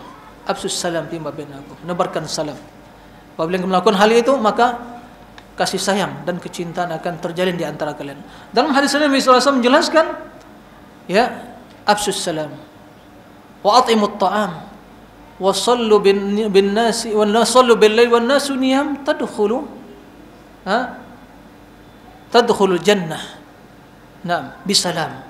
Wahai manusia, tebarkan salam, beri makan fakir miskin, dan salat di malam hari, tatkala manusia dalam keadaan tidur, maka kelak akan masuk surga dengan selamat. Ya. Dan kalimat-kalimat yang lain, doa, zikir di pagi hari. Ya. Seorang mengucapkan la ilaha illallah atau doa sayyidul istighfar, maka tidaklah dia baca hal itu kemudian tinggal pada hari tersebut masuk surga. Atau di sore harinya dia akan masuk surga. Nah, Nabi SAW juga mengatakan kepada kaum wanita, ya, untuk masuk surga apabila seorang wanita beriman kepada Allah, melaksanakan salat 5 waktu. Idza shallatil mar'atu khamsaha wa shamat syahraha wa ata'at ba'laha qila laha udkhulil jannata min ayyi babi thamaniyati syi'ta. Apabila seorang wanita, istri, salat 5 waktu, melaksanakan puasa di bulan Ramadan, mentaati suaminya, maka akan dikatakan kepadanya, masuklah surga dari pintu mana saja yang kamu inginkan. Allahu akbar. Ya. Akhlak yang mulia. Ada seorang wanita yang salehah, yang taat banyak ibadahnya, tapi ternyata dia mengganggu tetangganya, kata Nabi dia dalam neraka. Tapi sebaliknya, ada seorang wanita yang biasa-biasa saja ibadahnya. Dia hanya berinfak dengan harta yang sedikit dia miliki. Tapi dia tidak menyakiti apa? Tetangganya. Kata Nabi SAW, hiya fil jannah, dia dalam surga. Banyak sekali jemaah. Bahkan memberi makan binatang, memberi minum binatang, menyebabkan seorang masuk surga, ya kan? Paling berbobrak kepada manusia. Jadi bab yang luar biasa ya, pembahasan ini. Itu di antara sebagian yang intinya adalah seluruh amalan ketaatan yang kita lakukan merupakan sebab yang akan membawa kepada surga Allah Subhanahu wa illadzina amanu. Ya. Kemudian di dalam hadis Nabi SAW juga menjelaskan bahwa man salaka tariqan yaltamisu bi ilman sahhalallahu lahu tariqan ila jannah. Orang yang menempuh satu jalan, dia menuntut ilmu dalam jalan tersebut, maka Allah mudahkan apa? Jalan menuju surga. Ya jemaah, ini jalan ilmu, ini jalan menuju surga. Jadi kita sedang berjalan menuju surga dengan ilmu ini. Yes. Maka teruskan menuntut ilmu, jangan bosan, jangan malas ya. Terus tingkatkan keilmuan, tingkatkan ya juga amalan kita kepada Allah Subhanahu wa taala. Baik. Pertanyaan yang selanjutnya, bagaimana untuk orang-orang awam, bolehkah bertaklid kepada salah satu dari 4 mazhab? Jazakumullah khairan, semoga Ustaz selalu diberi kesehatan dan istiqamah oleh Allah berserta keluarga. Amin. Juga ya, jazakumullah khairan yang bertanya atas kiriman doanya juga ya, semoga juga Allah selalu memberikan keistiqomahan kepada yang bertanya dan kita yang hadir dan mendengar pada kesempatan kali ini. Allahumma amin. Beri kekuatan, kesehatan ya, dan selalu bersemangat untuk menuntut ilmu. Dalam masalah taklid ya, ini taklidnya hanya tugas apa ya? Orang-orang awam. Kalau orang awam beda orang awam. Tapi jangan nanti dia terpelajar nanti tapi pura-pura menjadi orang awam sehingga membenarkan taklid. Jangan seperti itu. Ya, taklid ini memang orang-orang awam. Allah mengatakan fas'alu ala dzikri in kuntum la ta'lamun. Para ulama menjelaskan ayat yang mengatakan fas'alu ala dzikri, pertanyaan kepada ahli dzikir, itu ahli ilmu, jika kalian tidak mengetahui. Ini dalam segala hal. Terlebih lagi orang-orang awam tidak mengetahui, dia tidak bisa baca, tulis baca, bisa mendengar, ya. Maka bertanya kepada ahlinya, tapi tempat bertanya juga jangan sembarang bertanya. Orang yang betul tahu keilmuannya, ulamanya, kan begitu, akidahnya benar, pemahamannya benar. Ya. Jangan yang nyeleneh dan aneh, ya, namanya ngaur omongannya kan begitu, yang aneh-aneh kan begitu. Sekarang ini memang zaman aneh ya, aneh bin ajaib zaman sekarang ini. Banyak keajaiban di zaman sekarang ini. Yang nyeleneh dianggap sebagai apa? Apa? Tokoh kan begitu. Yang aneh nyeleneh, omongannya macam-macam, diangkat sebagai tokoh. Ya. Yang pandai bercerita, dongeng, melawak di bisa itu ustadz kan begitu. Aneh-aneh memang zaman sekarang ini, memang zaman keanehan dan keajaiban ini. Nah, taib. Jadi bertanya. Dan bila kita bertanya pada seorang alim tersebut dan dijelaskan hukumnya, udah diamalkan. Dan itu yang cukup bagi dia. Nah, tidak ada masalah. Tapi tidak fanatik. Boleh bermadhab dan tidak boleh fanatik. Karena para ulama juga dahulu mereka dalam mengkaji ilmu, landasan yang pertama mereka jadikan dalam mengkaji ilmu prinsip-prinsip keilmuan, kaidah-kaidah ilmu yang dari Imam Syafi'i, misalnya mazhab Syafi'i atau Hanafi, Maliki dan Hambali. Tapi setelah itu mereka begitu mengenal kebenaran, mengenal dalil, mereka menerima, mengatakan suatu pendapat, menerima, memegang dan mengamalkan suatu pendapat yang sesuai dengan dalil. Itulah yang benar. Adapun mengharuskan harus mazhab ini, harus mazhab ini, ya kalau nanti keluar dari mazhab tersebut, ya ini bukan lagi ahli sunnah, kan begitu? Atau enggak mau menerima kebenaran karena bertentangan dengan mazhabnya, ya ini jelas sikap tercela. Itu yang fanatik yang jelaskan tadi. Taib. Pertanyaan selanjutnya, Ustaz, apa yang dimaksud sekte Qadariyah? Apakah doa juga bisa merubah sesuatu yang sudah tertulis di Lauhul Mahfuz? Kalau bisa, sampai di mana doa bisa merubahnya? Ya, gitu ya. Merubahnya, nah. Apakah bisa merubah jalan hidup seseorang juga? 3 pertanyaan. Yang pertama, sekte Qadariyah.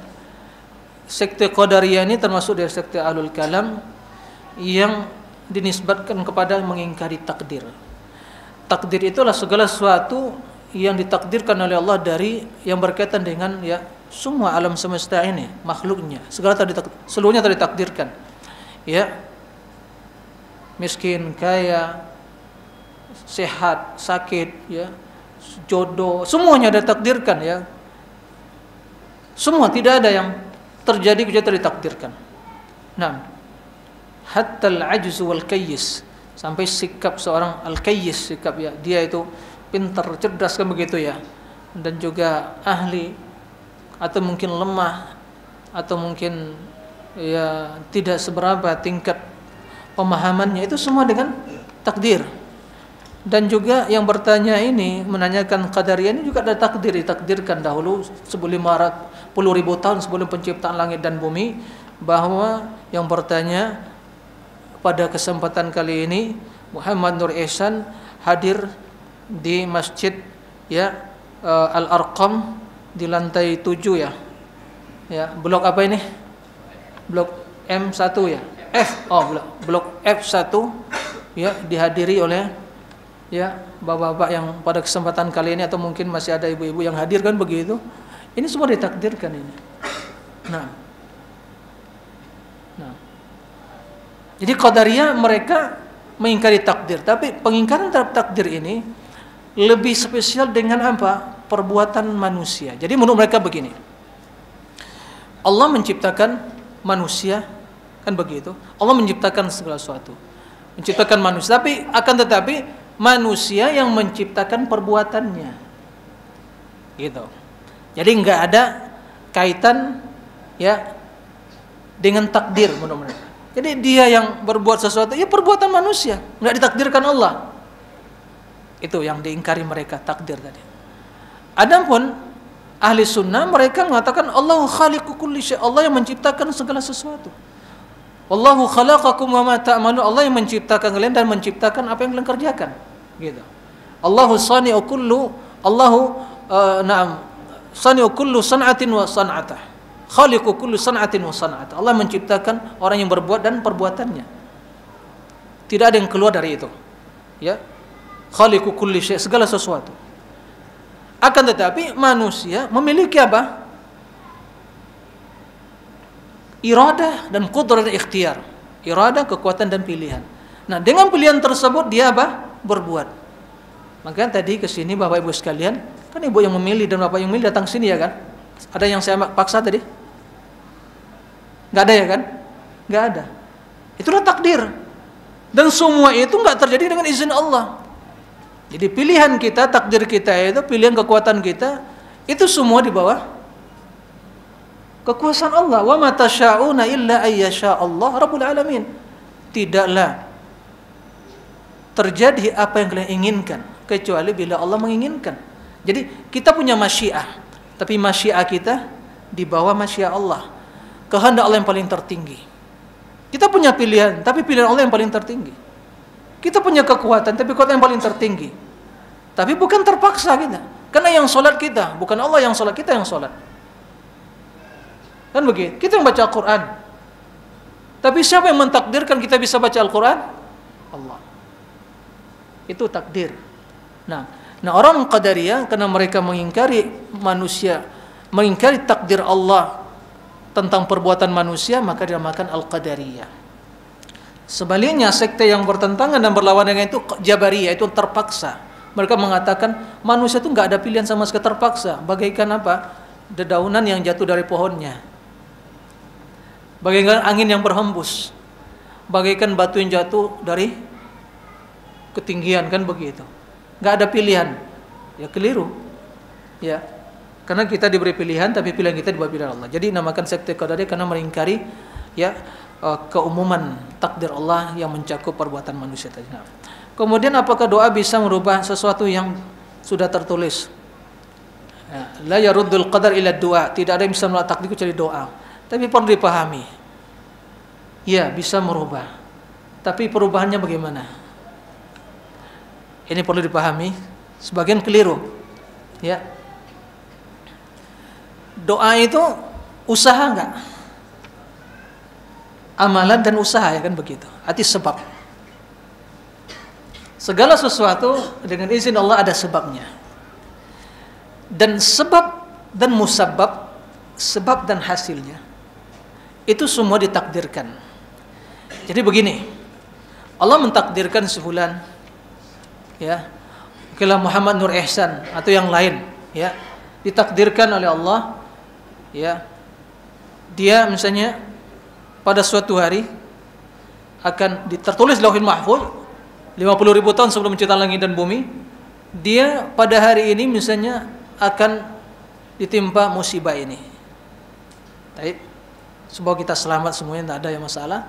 Bagi contoh, akan tetapi kalau dia berdoa, ya musibah itu terhindar dari dirinya, dijauhkan. Ya.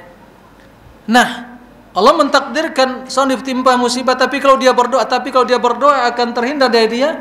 Nah, ini proses ini semua, rangkaian ini semua, kalau dia musibah tapi tidak berdoa, ya ditimpa musibah. Tapi kalau dia berdoa minta kepada Allah, ya Allah, selamatkan engkau dari cobaan, maka selamat dia. Itu semuanya itu dalam lingkaran takdir. Enggak ada yang keluar itu. Maka enggak ada yang baru. Paham enggak? Bisa paham? Baik. Contoh, seorang pedagang jual beli. Kalau banyak yang mangguk-angguk kepala nampak paham sekarang. Semakin ya, kaji semakin semakin paham kan, semakin apa tamu tu? Jam 2. Oh. Tapi tinggal 2 pertanyaan lah Pak. Ya, Pak ya. Nah, Ika mohon maaf yang 2 ini mungkin ditunda aja nanti ya. Nah, taib. Dipersingkat aja ya. Jadi perubahan itu bukan berarti meski Allah belum takdirkan kemudian dirubah enggak seperti itu. Tapi proses itu semua termasuk dalam lingkaran takdir, nak keluar. Jadi doa itu takdir. Kita berdoa itu ditakdirkan oleh Allah. Kalau ada yang menimpa tapi seorang berfulan berdoa, maka apa? Itulah takdir tadi. Sama juga si fulan takdirkan lapar. Kan gitu. Kalau dia makan kenyang, kalau nggak makan tetap lapar. Berarti makan bisa merubah apa? Takdir lapar tadi, ya kan? Kenapa? Karena kalau dia lapar, makan kenyang, jadi menjadi kenyang. Nah, proses dia makan, lapar, kemudian kalau makan kenyang, itulah lingkaran takdir semua. Kalau dia lapar tapi nggak makan, maka nggak kenyang, itu takdir semua begitu. Jadi sebabnya, kenapa dia kenyang? Karena makan. Kenapa dia ya sehat? Karena dia berobat. Kan begitu. Itu semua adalah rangkaian takdir yang tidak keluar dari apa yang ditulis di Lauhul Mahfuz. Nah, taib. Nah, termasuk juga doa bisa merubah jalan hidup. Ya seperti tadi. Datang ke Tanah Abang dari kampung kan begitu. Dia menggali CPT. Tapi sampai di Jakarta Tanah Abang ya tidur-tidur di rumah. Ada di kos-kosannya kan begitu. Lagi kan berubah nasib itu kalau nasib kan begitu. Lagi kan berubah. Berubah enggak? Enggak, tetap seperti itu. Jadi pun merantau ke Tanah Abang, di kampungnya sama.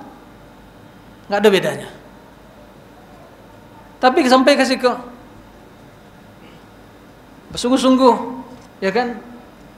Mohon kepada Allah untuk kemudahan mencari nafkah, rezeki, berusaha perdagang kan begitu. Sehari, 2 hari, seminggu, 2 minggu, 3 minggu, sebulan, 2 bulan, terus dia berusaha dengan sungguh-sungguh memohon kepada Allah, menjaga aturan Allah, agama Allah. Maka Allah janjikan kalau sebulan bertakwa dimudahkan rezekinya dari Allah. Terus kemudahan-kemudahan. Kan begitu? Pengalaman bapak-bapak di sini, tempat dagang di sini itu banyak itu pengalaman seperti itu. Betul enggak? Nah, kalau siap menceritakan tapi enggak mungkin enggak bisa. Jemaah udah tahu semua bagaimana ya kondisi. Insyaallah bapak di sini yang ya datang dari kampung ya jauh-jauh ke sini untuk kata orang mengadu nasib katanya kan. Nasib enggak perlu diadu-adu. Lah ditentukan Allah Subhanahu wa taala kasado itu enggak perlu diadu-adu itu dah. Ya. Jadi dijalani tadi ya, dan mohon yang terbaik pada Allah Subhanahu wa taala. Seperti itu. Jadi ingat jemaah, sering kita lupa, kita mengandalkan saya hebat, pandai berdagang, bisnis, ahli kan begitu. Tapi kita lupa yang kekuatan yang paling utama dari Allah, tangan Allah Subhanahu wa taala. Jadi ba aja minta gitu. Ba aja kita ya ahli dalam berdagang, berbisnis, tapi kalau Allah memberikan kemudahan gagal satu sisi. Yang kedua, hubungan kepada Allah harus dijaga. Perbaiki hubungan kepada Allah Subhanahu wa taala. Diperbaiki hubungan. Karena kita cari rezeki Allah Subhanahu wa taala. Nikmat dari Allah, karunia dari Allah. Allah menjamin, "Wa may yattaqillah yaj'al lahu makhraja. Wa may yattaqillah yaj'al min amri yusra. Wa may yatawakkal 'ala Allah fa huwa hasbuh." Orang yang bertakwa dimudahkan urusannya Allah. Orang bertakwa diberikan jalan keluar. Yarzuqhu min haitsu la yahtasib. Diberikan rezeki dari arah yang tidak dia duga. Barang siapa bertawakal kepada Allah dalam mencari segala urusan, cari rezeki nafkah, Allah fa huwa hasbuh. Allah cukupkan baginya. Karena Allah yang cukup bagi hambanya. Mencukupi urusan mereka. Berikan pertolongan dan selanjutnya. Kemudian kalau ya pagi itu yang paling cepat bangun, salat subuh ke masjid. Salat 2 rakaat sebelum subuh dulu, kemudian salat subuh berjamaah. Dan insya Allah dimudahkan Allah Subhanahu wa taala. Dalam hadis Nabi SAW menjelaskan, Allah berfirman, "Ya ibna Adam, irka arba'an awalan nahar akfika akhir." Wahai anak cucu Nabi Adam, rukuklah 4 rakaat di awal hari, di awal waktu, aku cukupkan kebutuhan sisa harimu. Yakin tak kita tuh? Itu janji Allah. Allah tidak mau janji. Nah, tapi jangan tagagi-gagi. Nah, berdoa, berdoa, pun tidak dikabulkan juga. Atau mau tagagi-gagi berdoa itu tidak diterima oleh Allah itu dah. Yustajabu li ahadikum ma lam ya'jal. Dikabulkan oleh Allah doa seorang lain kalau dia belum tergesa-gesa. Ba'a tergesa-gesa ditanya Rasul ditanya oleh sahabat. Tergesa-gesa itu kata Nabi sallallahu alaihi wasallam, da'autu falam yustajab. Dia lah berdoa tidak dikabulkan oleh Allah. Itu yang tergesa-gesa. Itu yang tergesa-gesa dalam beribadah. Nah, oleh karena itu terus berdoa. Jangan lupa begitu buka pertama sekali ya toko gitu ya, toko pakaian kita bismillah. Kawan cari berkah Allah kan gitu. Ya kan? Berkah Allah akan dicari. Dengan bismillah gitu. Mulai doa kepada Allah. Nah, seperti itu. Itu yang perlu diperhatikan. Nah.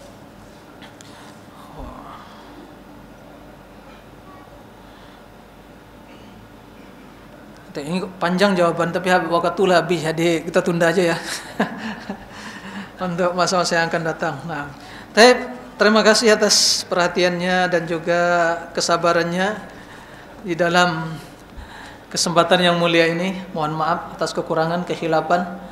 Ya, mudah-mudahan kita semua selalu diberi taufik, bimbingan oleh Allah, diberi hidayah, kekuatan untuk menerima kebenaran dan sebelumnya mengetahui kebenaran dan mengamalkannya, dan semoga Allah Subhanahu wa taala juga memberikan kekuatan atau memperlihatkan kebatilan dengan sebenar-benarnya kepada kita semua dan kemudian diberi kekuatan untuk meninggalkannya.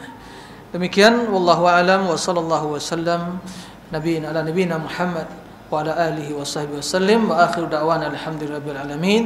Subhanakallahumma bihamdik asyhadu an la ilaha illa anta astaghfiruka wa atubu ilaik. Assalamualaikum warahmatullahi wabarakatuh.